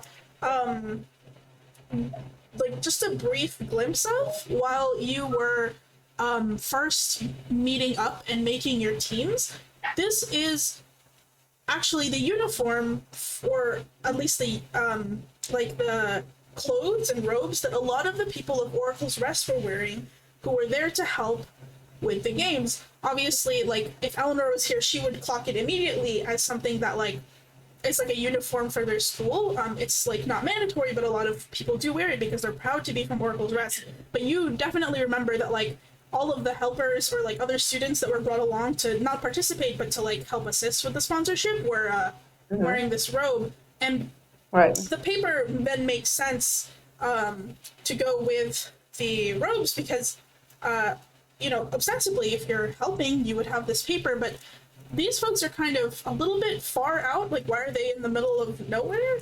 And then you sort of also, like, you crit, so you remember something else with the paper. Way back, I believe it was like the first or second day, like walking out from Mustard Town, you all sort of ran into a used campsite in the sort of like red clay hills near Mustard Town tavern, and you saw a similar paper there, a flyer for those who are volunteering to work at the offering and to help put on the games and to help sponsor teams. So to find a similar pamphlet here away from any teams is a little interesting. But yeah, that's what you recall and that's what you find. Okay. I'll just tell the rest this, that like the pamphlet belongs to just the helpers, not any of the actual teams, like the helpers from the Oracle's Rest, I think, as does that robe. So they're usually supposed to kind of help out at the point stations, not this far out in the middle of like fucking nowhere. The reception So, is kind of I bad, so I missed half of it, but it's okay. Yeah, so I don't know what this is doing all the way out here. That's so weird. There's nothing else, right? Just these two items. Yeah, it's just those two items in the sand. Okay. Yeah. So I'll just like, like let everybody else know that like these are supposed to belong to students of Oracle's Rest, meant to help with the Okay. the point stations and the teams. So it's a little strange that they're all the way out here in the middle of nowhere.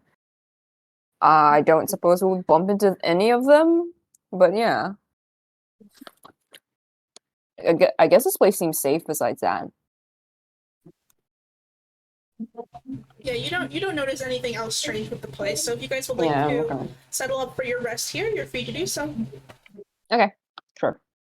Are you holding watch, or are you just gonna close the door and hope for the best? Is We there a can door take to watch close? again. Yeah, is there a door to close?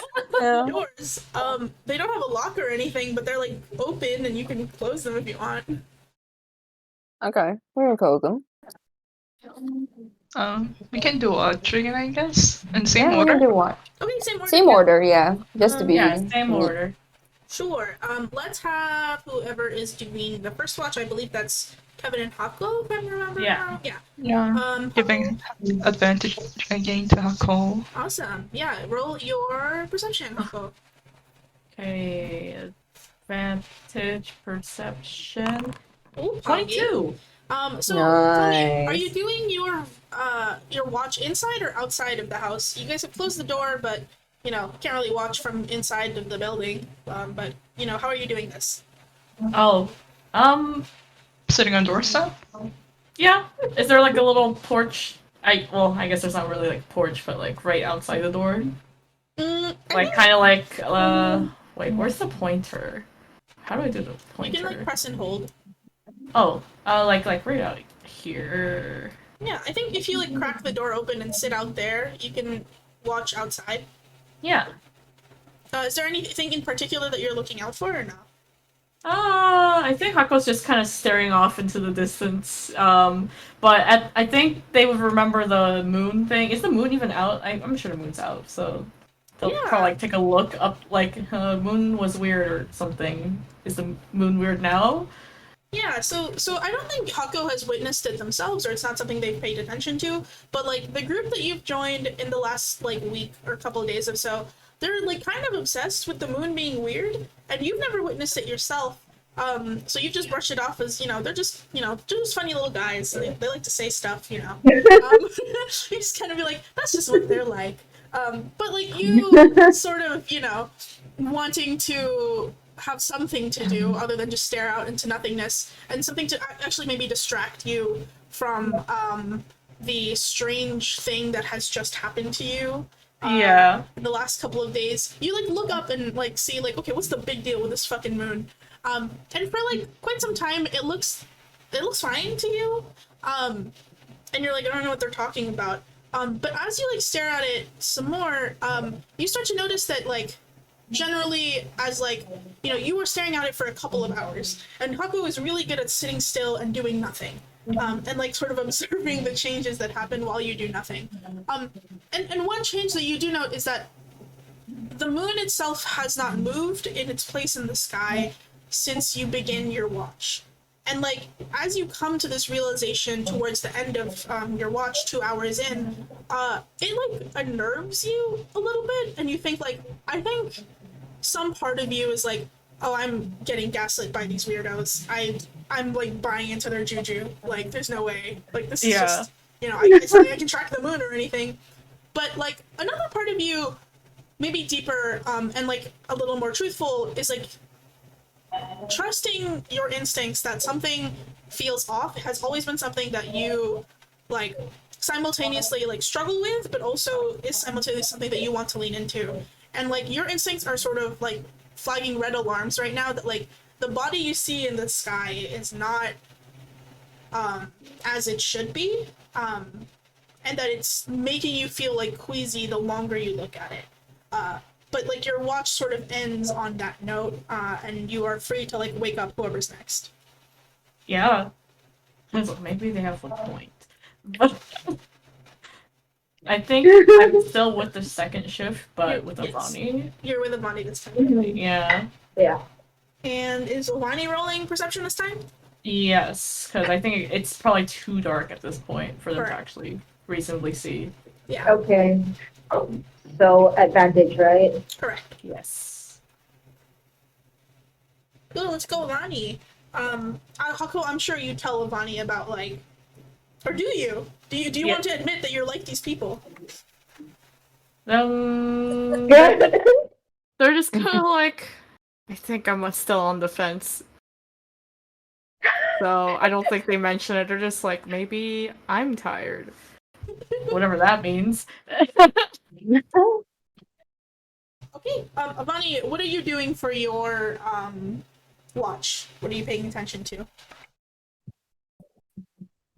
The surroundings mostly, I guess. Like, she probably goes out and like circles the house a bit to see if like anything amiss outside instead of just sitting inside. If that makes sense. Yeah, I think that's fair. Like you like sort of take a perimeter around the house. The way that the like house is situated on top of the hill makes it so that you can see quite a bit like far away. Even in the dark, the like skies are clear, and like the light of the sky above you is like sort of bright enough for you to see quite far actually, and you note that like you see a couple of figures in the distance, like these like bobbing lights maybe. Perhaps it's like torchlight. With your perception, you sort of guess that they're the height of like humanoids, and they seem to be moving through the woods southward. But like they seem quite far away, and too far for you to really like make any sort of figure out face wise or height wise or anything else wise. Just that you see some, bobbing lights of what is presumably like torchlight moving south. Okay. No, it's too far anyway, so there's nothing much we can do about it. Right, but you do see it. Other than that, I think like your watch is pretty uneventful. There's like, the breeze is nice. There's no more rain, which is great. I mean, yeah. Okay. Until wake up the Is elves. the moon weird? Do you look up at the moon? Yeah, sure.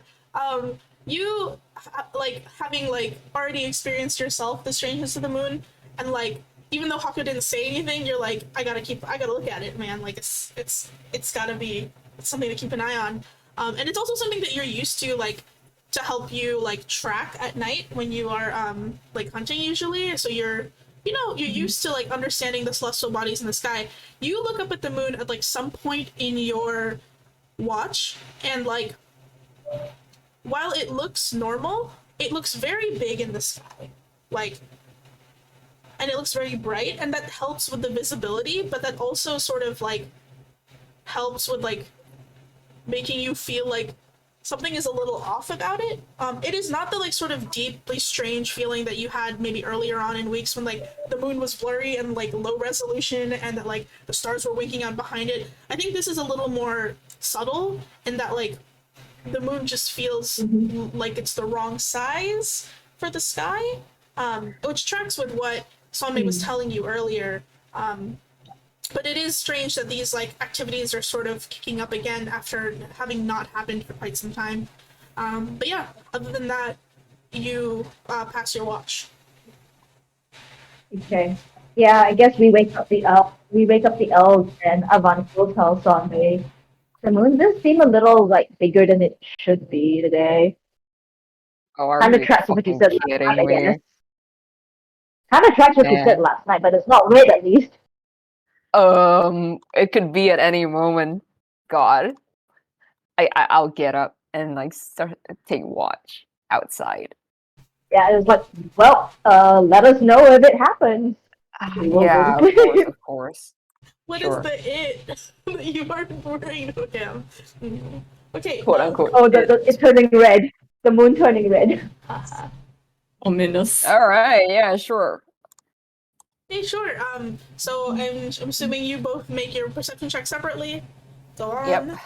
Merlin Yeah. and Sunday. Okay, Oh, nice. awesome.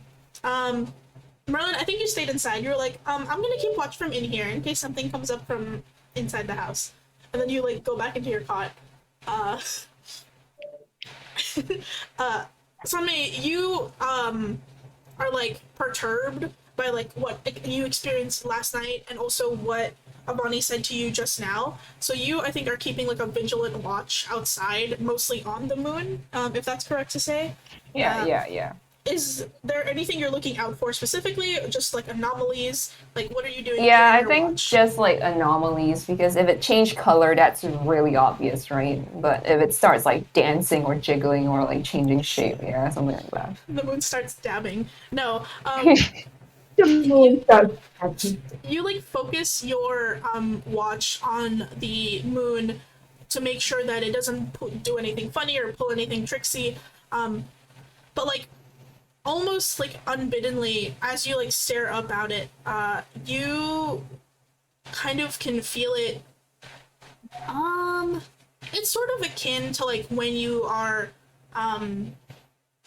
it reminds you of when you're on the beach back at home, and you can sort of like tell when the tides are like rising and like, oh, the tide's about to change. Like you have an inherent like internal clock for that, and the same sort of like feeling of like the tide is coming in is happening, but like in a really out of place situation, which is like you looking at the moon, and the moon like as you keep your watch, it looks bigger and bigger in the sky. It is not like a full moon or anything. It is like maybe like 3/4 of the way there. But it is like starting to feel like it is almost like a physical weight upon you as you look up and like struggle to like like rub your eyes and be like, no way. The moon is big. The moon big. Okay. You know? Feeling like the tide is coming in. Cool. And that is the first 2 hours of your watch. Would you like to go again? Okay. Sure. Both of us or Yeah, you, I yeah. think both of us. Feel free. Nice. Oh, okay. I think Merlin, you are like sort of pulled out of the house by like maybe Sonmei's like pacing and like staring at the moon. And you like see it too. I'm sure like somebody points it out. Yeah. And you're like looking at it and you're like, that's not normal. The moon doing some disco shit again. Yeah, it's doing some disco shit, and both of you watch as like this large looming moon almost takes up like a third of the sky, and you're like, there's got to be someone else that can see this, right? But like the night passes like almost painfully slowly. The last 2 hours of your watch, especially the last like half an hour or so, see the moon like dipping down the horizon finally, and like disappearing underneath the like horizon of the hills before you, as the sun like you can feel the sun almost struggling to come up on the other side, but eventually it does, and you are back to like daytime here. Right. And your watch passes with that, with having witnessed that scene. Okay. Not really sure if it was real or not, honestly. All right. I guess like we'll just let everybody else know that like that's what we saw around the end of the watch. That like besides the moon getting bigger, it seemed like it was actually getting closer. Like you could feel actual gravity from another object. That was really weird. Yeah. It felt like it was getting closer actually, rather than actually enlarging. Like it's getting bigger because it's getting closer.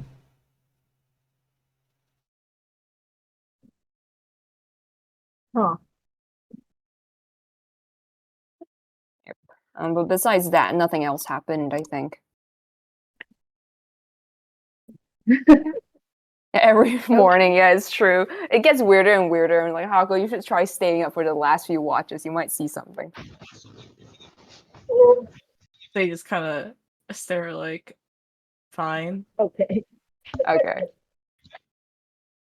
But I guess like for the day, we should head back towards the monastery. All right. Yep. Yeah, Yep. you guys wake up in this nice cabin, very restful sleep, I'm sure. And you want to make your way down to Attorney Rod Shrine? Yep. I guess so. Who's doing it? Who's doing the survival check? Does anybody else wanna go in case I nat one again? I don't know. Blaming Wait. I could run Can I it. give you I bardic could- for this? You can give bardic Oh. inspiration for this. That's fine. Okay, yeah, I'll give bardic Okay. inspiration whoever's doing it. I can roll. Or we could help. Oh yeah, one of us could help. I mean, I'll just roll it first. Is Avani helping? Yeah. Sure. I'll roll Yeah. advantage. I'll help. Oh my I'll god. I need it. also have a bardic. Oh my god, you Curse. guys. What's the bardic? 1d8? Yeah, 1d8. Jesus Guys. Christ. Average of 10. Guys. Oh my That's an I mean, average. we went at the middle. Oh my god. You guys are just okay. Making our way downtown. I'm gonna say with a 10 Walking fast. walking. Walking. Walking.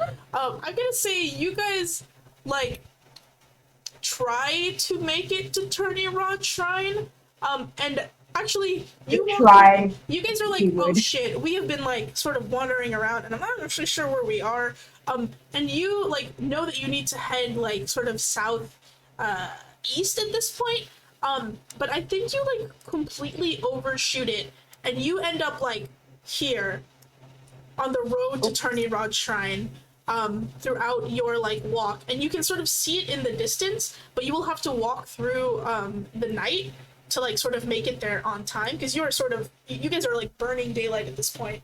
You are running out of time. If you are okay to take a level of exhaustion, I will give you that as you arrive at the shrine, sort of like at like 2 a.m. Trying to make it in time for the event the next morning. Yeah. Sure. We can sleep when we get there. Okay, yeah. Yeah. So Yeah, we passed out. I think you guys so let's say this. I won't give you the exhaustion, but you will not be able to I think you're too distracted to like do your watches and check up on the moon, and by the time you get to Turning Red Shrine, you just pass out for the Yeah. morning. Does that sound fair? Yeah. Okay. Yeah. Okay. You guys somehow make it to Turning Red Shrine. You actually, as you like run into the like courtyard of the church, the like people of the church are like, "Oh, we were just about to." You see these like monks in like these robes. They are shirtless, but they are wearing the robes, open chested, and their jean shorts. And they see you like running in as they're like closing the doors of the priory, and they're like, "Oh, glad you made it. We were just about to close up, and you would not have been able to participate. So get on in here." And they like one of them like slaps Kevin on the ass as like you guys run in, and you just barely make it into the priory, and they settle you in some rooms, and you go to bed. Kevin just gets sexually harassed by this monk. Yeah. We could Kevin is sue so them. tired, just cannot comprehend that happened. By man of religion, man of faith. Kevin sounds so scandalized. I don't know, Kevin. If you're looking for men, maybe not these men. Yeah. We've got the rest. We've got the Probably rest of have, the like, coil. A vow of celibacy. Bold is not my type. Huh? Yeah. Is it? Oh God, we were given rooms, right? Please say yes. You're given rooms, and you're all so Yay. exhausted, and you collapse immediately into your actually the softest, fluffiest beds you've had in quite some time. And you all are asleep for however long you all sleep anyway. Even the elves who normally like only need 4 hours to trance, you like sort of jogged through the last couple of hours, so maybe you take a little like longer than most than usual Yeah. to like really get yourself ready to go. And like in the morning, you are woken up by the sound of like bells, like church bells and horns, as a booming voice sort of reverberates through the square, which you are currently in here. And the booming voice reverberates like, "Good morning, participants of the offering of the laurels. It's supposed to be black. Wake up. It's Oh, God. time for your final event. It is I, the head monk. I'll see you in 15 minutes in the courtyard outside. Congratulations on making it this far. Okay, eat breakfast." And then it clicks off. Free breakfast, y'all. I get up at the sound of free food. Yeah. So you guys like rouse in your room. They basically like gave you an entire floor of like one of these sort of like houses. Wait, I can't see Nice. anything. Oh, you Can can't see anyone see anything? anything? Damn, Oh, sorry. it's black. Ugh. I keep forgetting spaghetti. There you go. You should see it now. Oh, Ooh. So you guys Ooh. are sort of given like you open the window and you see this courtyard and you're maybe in like this floor of the room, and like in Who's your getting my token? in your like rush to get here, you didn't see any other teams, but you definitely start to hear them downstairs, as there seems to be like a grand mess hall down here, where the smells of spam and breakfast are like wafting up and assaulting your noses, and you hear like activity above and below you. What do you want to do? Breakfast, down for free breakfast, I guess. Free food. free! Okay, yeah. So you guys head down for breakfast. Free food. Yeah. We only have 15 minutes, so we should go. You 15 minutes. Oh, you guys all are all attached again. No.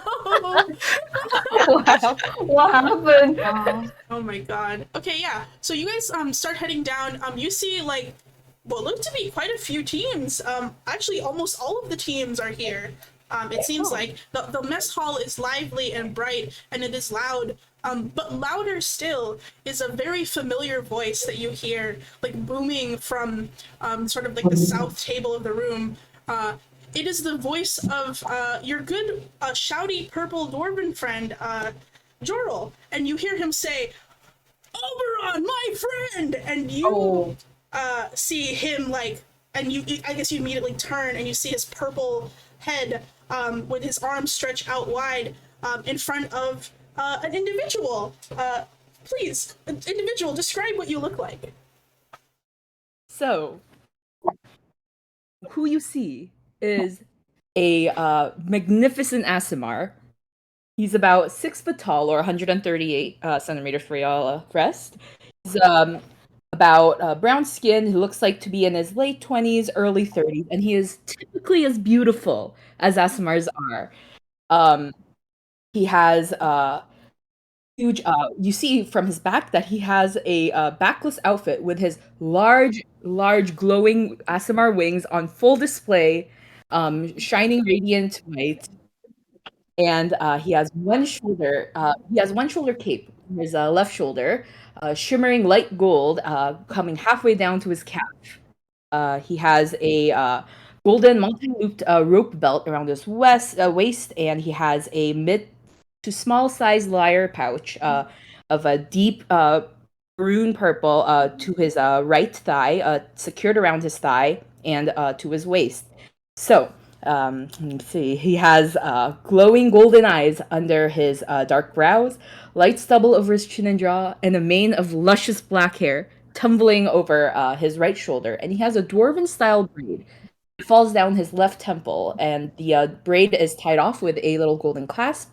And he also has gold earring stud in each earrings in both ears, and a small golden earring cuff on his left ear. So, as you can see from his vibe, he does not have a shred of malice. In what you can see, he is he has a large dimpled grin. He is radiating confidence, but he is also radiating, he's lightly glowing as Asimars do, and they're in their full radiant forms.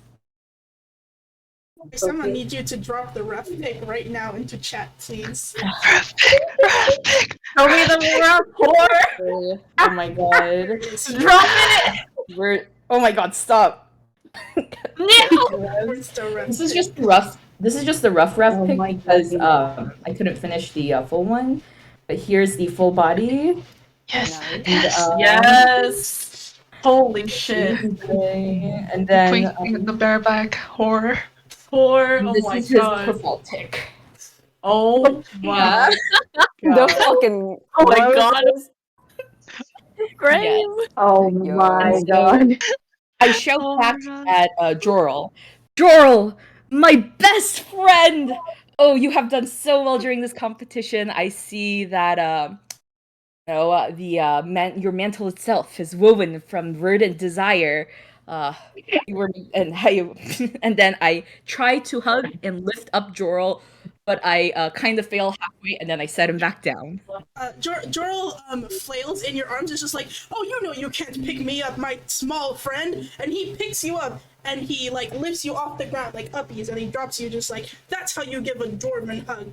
But yes, I don't know what you said just spent, but we're winning, and I'm so excited. Are you ready for the games? And then he like looks around you and he's just like, oh, Lani, my friend, welcome. Glad to see you made it. I thought you died. And you guys see like Rui like stand up, another familiar face, and like put like his hand on like Jorl's sweater, just like, okay, I think that's enough for today. We can just, it's very early in the morning. You guys did not go easy on the ale last night, and I still can't see very well. I think Thea's lost her vision, so let's all just get. And then he like puts a hand up, is like, hey guys, the table's open here if you want to share. And he sort of like weirdly slumps back over to his table. The rest of Yeah. the team looks so wait, hungover. Like they look like shit, but Jorl looks fine. Oh, chill. Yeah. Yes, we joined them. Like, Avani will give Joro like a dwarven handshake and like, yeah, glad to see you guys made it too. Who's the new guy? Oh, Yes, this is you see Oberon. Oberon. You see Oberon gasp and smile, and then I call out, "Oh, Team Kevin, my good friends!" Team Kevin, you say? I look at Kevin. You know him personally? Your friend too? Kevin's mouth is just like, are we already eating? Wait. Yeah, I No, I just mean- got there. Oh, I point at and Kevin and just like, yes, that's Kevin. Where do you get Team Kevin from? Is that how we're being introduced these days? Oh, yes. Oh, I must have gotten ahead of myself a little bit. But at least in the live chat on the scrying stream, Ah. Team Kevin is the Oh, most well-known moniker, as is my team. My team, colloquially called Oberon's Angels. And then you hear like a chorus of like voices from behind Oberon saying, "We told you to stop calling us that." And there's like, you see 4 other participants that I think none of you are really familiar with, except for maybe one of them is the Centaur. I think that you had staged a arm wrestling contest with, is behind Oberon with like her hands like crossed behind, like around her chest, and like she has like a piece of bacon in her mouth, and she said like, "I told you how many fucking times, don't call us your angels. That's really strange and almost as bad as." And then you see a like red kobold next to her be like, "You can't call us your ants either. Like, we told you, that's not. Stop calling us that." The ants? Nice. I mean, that's funny. Wait, so like I'm gonna assume, and someone would like gesture at Oberon. You're Oberon, right? Oh, yes, I've gotten ahead of myself a little. I have been following your exploits most closely through my portable scry gifted to me by Oh my wow. and then so I hold up a wait, sorry, one sec. I can't hear anything. Okay, I'm back. So I hold up a mirror of rival sight, which basically looks like a flat mirror with like 2 handles on the top and bottom, but it looks a little fancier and a little more modern than the most of the models that you would see online.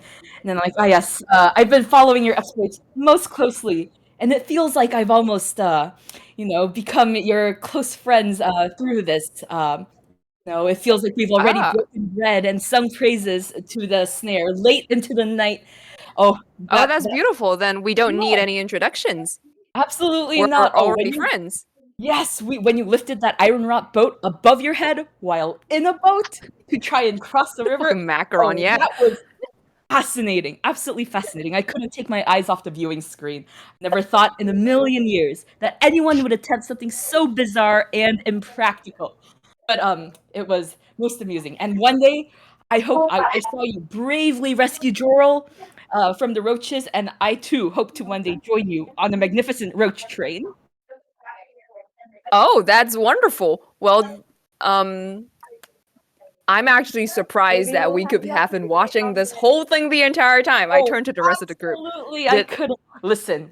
I have been following mostly Jorl, my best friend, for the good first few days. But then, when you encountered Jorl and rescued him, I couldn't take my eyes off of you. Oh, but I'm getting ahead of myself. And then I do a little flourish and a little bow. And I say, I am Oberon the Aasimar, beloved and blessed by the Arcanas, and at your service. Yeah, pleasant to meet you, Oberon. I'll introduce myself. I'm Sonmei. That's Kevin. I point at Kevin, apparently our team leader. I look at I grab your hand and I Shaking enthusiastically head. shake Sanmei's hand. Of course, Sanmei needs no introduction. And Avani and Hako, I lean over to Hako, I grab Hako's hand, and I place a little kiss on Hako's hand. They kind of look at you, scrunch their nose a bit, like, and then slowly pulls their hand back and goes back to eating their bread. I give Hako a little wink, and then I move on to Merlin, who is, I assume, eating? Yeah. Yeah, I move on to Merlin. I grab Merlin's injured, constantly bleeding hand, and I go, "Oh, Merlin, cursed by the shrine of the consumption, I will pray to them for you to undo the curse that has been inflicted upon your hand." Who are you again? Oh, continue on, Merlin. And then I let Merlin go back to eating. Then I turn to Kevin. Oh, and Kevin, of course, last but not least, my most respected fellow Asrian bard. I have to admit, I feel like you have not unleashed your full potential as a bard of eloquence during this competition, but that is quite all right because you're quite an inspiration to me, my fellow bard, my respected company. And then I Sorry, also wait. There's a background noise. I can't really hear what you're saying. wait, pause. Whose background noise is it? I think it's from I Yumi's think it's side. Yumi's. Yumi, I'm Yumi, going to server could you you for mute? a second. As soon as I figure out how I handle that. Or everything. Okay. There we Okay, go. Sorry. back to Can you repeat that again? I'm okay. Oberon goes back to harassing Kevin. Like, Kevin.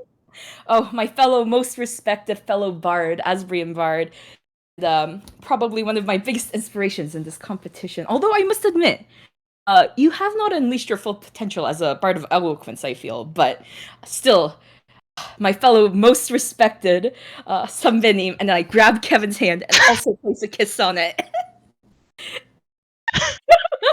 Gerald clapping in the background.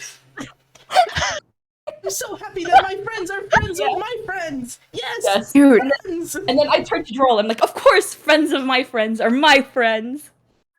Sonmei goes up to Kevin and is like, Kevin, did he just call you like a is the Sunbay name thing a good thing? I don't know, what language is that? An Assyrian dynamo. Kevin is having like a panic attack. Oh, I see. Oberon sees that Kinda. Kevin is obviously choking, so gives a hearty clap on Kevin's back and goes, I also have hands of healing if you must need it. Thank you, Avern. Very nice to meet you as well. Of course, Um, also, So you're a you fellow bard? Oh yes, I am a fellow bard. I have just started on my journey, so I have not chosen my college yet. But I must admit, I am quite good with all my musical skills. So we must have a musical roundtable one day with your lira and my lyre. And Oberon takes out a lyre, his right side leg pouch, and strums it a little bit. And with that strum, a bunch of beautiful shoujo manga like flowers bloom around him.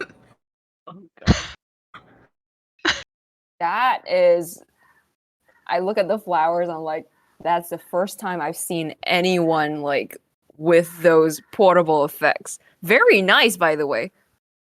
Thank you. It's 100% worth it. And then let me wow. see. And I look around to see if Oberon looks around to see if his fellow teammates are around so that he may invite them to sit with wonderful Team Kevin. You look around to find your teammates. You see Lameline is sitting with her wife Faraday, and they're eating breakfast and sort of like whispering to each other, which is like not a non-normal occurrence. They do this a lot, and they've been doing this on the road basically since you met up with Faraday's team. We see Sasha and the rest of your team eating breakfast. Paloma is like trying to open a grapefruit.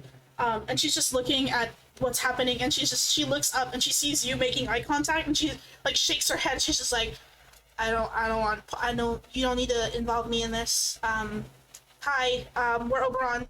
I'm not calling you Oberon C. I'm Paloma, that's Sasha, that's Uni, that's Lameline. Alright, good luck. Bye. And she goes back to her breakfast. And that is like a little, a gnome, a red-haired gnome. You see at the table again that red kobold wearing a hood, eating her own breakfast, and then like a sort of beige green colored haired Dwabit like also enjoying breakfast, and she gives you a little bit of a wave, but the three of them like make no motion to get up and join Oberon. Understandable. Oberon sighs a little, shakes his head, and go, I must go rejoin my angels, but it was Angels, for fuck's sake! You hear that in the background. it was such a pleasure meeting you after so long, and I hope that we may meet up again very, very soon. And I swan away and go and sit with my team. Yeah, as over on Swans Away, you just met another competitor and some more teams, and the rest of you can clearly see that, like, surprisingly enough, the rest of the room is kind of unperturbed by this very jubilant exchange, almost as if they have already been, I suppose, victim to it last night. You can kind of tell that something happened with at least Joral's team and maybe a couple of other teams, that they seem to be in various stages of post-inebriation sickness, hungoverness. As you like finish your breakfast, unless there's anything else you guys want to do, let me know now. But the bell will like toll again. Okay. Can we keep an eye out for like I think any team with was it a kink that like Eleanor saw before? Are there any teams here gathered in the mess hall that have kinkus with them? Correct. Yeah, so you, I don't even need you to roll, you can just look around. You see there are 2 different kenkus. One of them is sitting with a group of like fairly quiet adventurers. There's a gnome there. There seems to be a dragonborn, an elf, and then some sort of humanoid with them. The other kenku is with a team that has a furbolg. There's another kobold, a human, and what appears to be a dwarf. And that they're at another table. They're sort of like going over some book in front of them and like writing notes into it. But you do see 2 different kenkus. Okay. One of them, strangely enough, both of them seem to be like wearing robes, indicating like they are of the magic type. But other than that, you can't really tell. Okay. I guess I will just sort of like take a good look at not just them but their teammates as well. Because I think now is like maybe the only chance we get to do that like for free. Yeah. Oh wait, and Nabani also is asking if there wasn't also another team that was sabotaging others when this red dragonborn. You see a red dragonborn actually, and they are on the same team as one of the kenkus. It's the team that's sort of like quieter and like sort of sitting to the back. They have a gnome with them, like a humanoid of some sort, and then like an elf, it seems. Right. Okay. That one. Alright. Got it. If there's nothing else, as you all make your observations and eat your breakfast as fast as possible, I think you're like halfway through choking down a glass of like juice when the bell tolls again, and you are all told to like step into the Priory Square, and all the teams like get up and shuffle over, and then you see the head monk there in his glorious monk robes and a bald wonder. The sun is overhead, gleaming, shining brightly upon his bald head. He like spreads his arms out and in a like joyous voice. You do not see the kingfisher actually, but if you would like to make me a perception roll as you stare at the monk, feel free to do so. But like, go ahead, yeah, because you did mention it. Can we All all of you are, like, We're just staring so hard. all of your crazy gossip eyes are like beamed, except for Kevin, are like beamed on this freaking monk, and you're staring at him, and like all of you except for Kevin get it, and you're like, hey, he's not wearing his marriage ring anymore. Avani, you also get it. He's not wearing his marriage ring anymore. But he does have like a necklace around his neck. That has it has like a little signy on it. You can't tell what it is from far away, but it looks strangely familiar to you. Kind of looks like I think when Ivani's 22 and like Sunmay's 21, like over 20s, it looks really suspiciously similar to like the little signet ring that the kingfisher has to like signify that he's sending his mail correctly. It has this little sigil on it. But you're staring at that distracted. I think Kevin, you like roll a 6 because you are like you're like kind of slack-jawed, distracted at A, what just happened to you in the breakfast hall, and B, as the monk is speaking and like holding his arms out and congratulating you all for making it to like the final games, he is explaining how this will go, and he says you all have received several tickets with which to enter our final game, which is a game of luck. The offering of the laurels is meant to emulate all aspects of a journey to godhood, and the all aspects that make up those who have been blessed enough to be called divine. And for your final test, we wanted to check something that perhaps in many other ways is uncheckable, which is to say, your luck. There is nothing more important to achieving godhood aside from hard work, blood, sweat, and tears, which is all things you can control. But what you cannot control is just the fates around you and your ability to be lucky enough to be that which ascends past mortality. And so we have implemented our final round, which is going to be well, I guess we'll call it the lottery. You have, again, some of you have already proven some modicum of luck in your quest to be part of the laurels and won the lottery once, so perhaps we should test it again.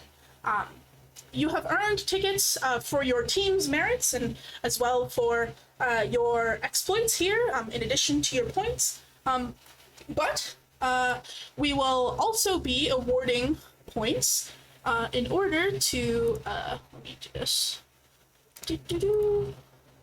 Okay.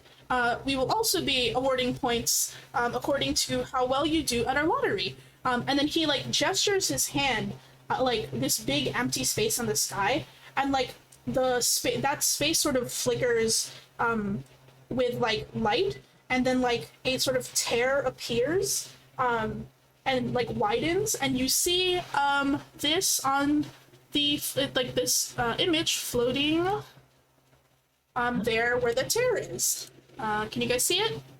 Yep. Yeah, and it says the lottery rules. So all of you have received some amount of tickets, which entitle you to a spin. And he like gestures his hand to the other side, and there is now standing there a large, ornate,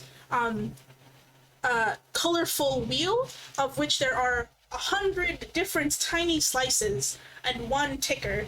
And he says you are all awarded however many spins you have to let's say gamble on your positioning within these laurels today. This is going to be perhaps your last chance at gaining points, but we would not want you to gamble away your hard-earned gems without understanding where you currently stand. And so he shows the screen sort of, I say screen, but like the vision flickers, and it changes to this, which lays out the current standings of the teams. And like as you look around, you see like your little blue butterfly, your blue morpho butterfly, like appears above your head once again, and it sort of flutters over to like its own name on the standings. You see on top of Oberon's head a purple, vibrantly purple butterfly emerge from their team and move over, and the same happens to all of the teams around you. You can see here that this is the order of the standings as they currently are. There are quite a few changes, but you guys have moved up to third. You know how many points you have, but this standings very cleverly does not say how many points the other teams have. And the monk opens his arms once again and says, we will be commencing with the lottery, and you can gamble as many or as little as you like, test your luck, and we will count up the points and announce them tomorrow at our offering of the laurels closing ceremonies to see who is the winner of this year's 256 instance of the laurels. Simple enough. Yeah. The rest of them Question? nod. Yeah. For the team point swap, is it like a random? So person who gets 100 can choose who they switch their points with, Yes. or is okay? You can choose who you switch your points with. Awesome, thank you. Okay, so the screen flickers again, and like as it's coming into view, the monk says, "Oh, one more thing. We decided, you know, the Laurels is about a devotion of sorts. You have all been shown and been visible to many all across the continent. Truly, some of you more aware of it than others." And he like winks in Oberon's direction, and he said, And Oberon winks back. that is caught in like 4K HD by the cameras. And he says like, and you know, part of ascending into godhood, if we are going to be mimicking all that which encompasses the arcana, is your ability to inspire devotion and inspire, how do I say, piety amongst the small folk.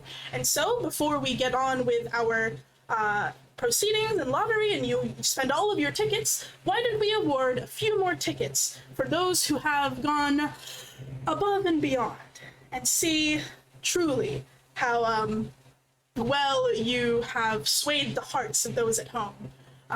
Our first question, or I suppose matchup, is going to be between the two favorite teams. We've calculated the interactions and viewers of each average team who have tuned in to scry into your adventures, and our two most popular teams are actually the blue Morpho team, and then like gestures over to you guys, and our longtime point leaders, the green Luna Moth team, and he gestures his hand over to a team with a pixie that some of you may recognize. Eleanor, who is not here, would definitely recognize to be Brooke Pepperthorn and her team. And he says, like, both of you have aroused, well, that's a strong word. Both of you have roused strong feelings in the audience, be it cheering for the underdog or regaling the victories of those who remained on top for quite some time. But let's leave it all up to luck to see who truly deserves to get 5 extra tickets. And I would like you guys to roll a 1d100, and I will roll a 1d100. Oh boy. Does everyone roll it? You pick one person to roll it, so you guys can decide who wants to do it. Does think like Kevin should. buff work for it? Like, Nope. It is a It's a straight, luck roll. straight luck roll. Anyone? I think Kevin should do it. Team Kevin. Yeah, Team Kevin. my roll's been terrible, but if you guys say It's- so. It's luck. I'm not gonna roll 100. It's luck. It's chill. No worries. There is in the, There's no way to win a luck roll, the- so in the foundry there is like 100 dice, so So if you go if you type in this to Foundry, you can do that. or you can like can slash do this. RD100. Yeah. 77. So highest number wins. So I need to beat a 77, and I don't. So like Wow! you see Yay, like, Kevin! the screen flicker, and like the blue Morpho butterfly like flies on top of the like green Luna butterfly and like covers it with its wings and sort of like flaps its wings very proudly. And you guys, a monk comes over to hand you 5 more tickets. So I believe you guys have how many now? good question. 8? 8? We Yeah, I had think 3 more than before, that. right? Oh, we have more? Did you have more than that? Yeah, we've got Lost more my in there. count. Check your inventory. I told you guys how much it was. I don't remember, but you know. I had a number here. It was 17 before. Oh, okay. So 17. Yeah. Because we were only given tickets in one instance, right? Like as Yes. a thanks for reporting. Here's some tickets for all of you guys. Mhm. That was the only time, right? Yeah. He may or may not have Okay, been so- bulk giving your tickets then. Yeah, 17 tickets from them. Okay, so 17 plus 5. So you've won 5 more tickets. And then the monk claps and says, "Wonderful! The fates have blessed Team Kevin today. Wonderful, wonderful. Let us then move on to the teams that were said to have had the best hunts throughout the Laurels. And then the screen flickers again, and you see actually, Avani, you would recognize this person vaguely. You see like a half orc, with like a big book in front of them, casting like a spell. And this is the half orc that is part of the Dwarven Coalition. That was with you and Jorl as part of the sponsored groups, but you have had very little contact with this person. But you see them weave their magic and like capture a dual horned dual corn, like a pure white dual corn, and this like dual corn is like captured without being slain or hurt, and this creature is sort of like collected and put to like and like released to where it's supposed to be. And then like the screen flickers again, and then you see a like blood red, shiningly scaled, like chromatic dragonborn, and his mouth is like wide open as like a plume of flame bursts out, and like blinds the eyes of like one of these stone giants as he like takes his warhammer and like smashes it against the side of one of them, and then that stone giant falls to the ground, and then these two like images are sort of like paused in time and put on the screen, and then I will just roll to myself to see who wins. Yep. Cool. The image of the red dragonborn gets blown up, and the video plays over again, and the monk hands that team, after congratulations, 5 more tickets. And then he moves on to say, like, now we will be moving on to our next competition, which is the quickest quest completion. There are 2 teams that have completed one of our points of interest with true alacrity, to the point that we were not ready to set it up for the next team, so good for you. And that would be, and then he like reaches his hand out, and then you see like the an image of like Oberon and the rest of his team, like in what seems to be like a little town, and like Oberon is like flipping through his note, like you see him flipping through his notes, and his like teammates are talking to him, and they the text at the bottom says like the quest of the town of Gherkin completed in just under 6 hours, and then like the other team side like kind of blows up, and you see a team with someone that is maybe familiar to Kevin. Kevin, you see Yuen what's on what seems to be an island, and she's just like frantically digging through and like cracking open these coconuts, and she pulls out like a golden cloth, and then she like waves it up in the air, and then it sort of pauses there, and that's the most disheveled you've ever seen her, but like her eyes are like alight, and like a way that you haven't seen like ever since you were talking to her. She was mostly concerned about her skincare, so like she's cheering with the rest of her team, and it says yellow butterfly team island quest completed in 45 minutes, and at the bottom says the averages of time, and they're quite faster than both of the averages. So these 2 teams have won those, and let me just see who wins. And then like the screen moves again to like show Yuen's scene once more, as she and her teammates like celebrate finding this yellow cloth. Both tasks which your team just never ran into. So you have no idea what's happening, but like, whoa, good for them. Yep. And then the monk goes, and now for our final and most contested of bouts. We have, of course, saved the best for last. There is nothing that shows devotion more than who is perhaps the fan favorite contestant. We have pulled our viewers across the continent, and they have put their money where their mouth is, so to speak, to nominate their 2 favorite contestants. And those 2 would be, and then the screen flickers once more, and then you see, you see this. Oh my god, favorite mode. I feel like these portraits are very biased. Oh my particular god. The fans have chosen their two champions, Kevin Kevan of the Blue Morpho team. They've chosen their favorite photo of him that encompasses how they feel about him. And Oberon the Asmar of the My God. Purple Emperor Butterfly Oh team, my who has won the hearts of many and has refused to let go. These two have been quite neck and neck throughout the entire 2 weeks of the offerings. And honestly, we've hosted the offerings many times before, many years before, but we have never seen numbers like this from either of you. So thank you so much for showing people what it means to be a participant of the Laurels. And without further ado, yeah, I would like you to roll a 1d100 again, and you can you click the bottom, the button that says blind GM roll right at the top where it says public roll? Make sure it says blind GM roll.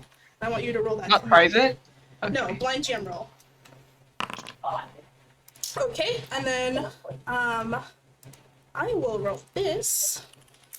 And then, okay, Go, Kevin. the like screen Flash flickers. his ass for reasons. The screen flickers and like shuts down for a moment, and then like it like whirs back to life, and the screen is flooded with a bright purple light, and you see Oberon's image superimposed in huge 4K resolution in the front, sparkling. They've somehow animated the decorations on the side of his picture, and the monk says, Oberon the Azamar and the purple team, congratulations on winning the fan favorite vote. The fates have voted for you today, but who knows who it will be tomorrow. And that settles our distribution of the tickets.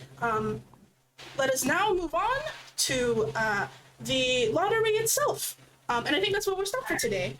Oh my god. Yay. I very need the speech. Wait, the speech. Okay, I like how the image seems to be like Oberon stands up to give a speech and then hard cut to the end credits. Oberon, you should just like run up to the podium without being prompted to, and then you just Like, give thank your you. speech. Oh my god. Okay, I just run up there. Oberon runs up to give a speech. Give me the first like 10 words of your speech. Go. Oh, Kevin, my respected submarium, I knew you wouldn't fall short But of it the gets cut first off. part. Charisma of men like us is undeniable. And The then monk is like pulling the microphone from your head. That is enough, Oberon. No speeches.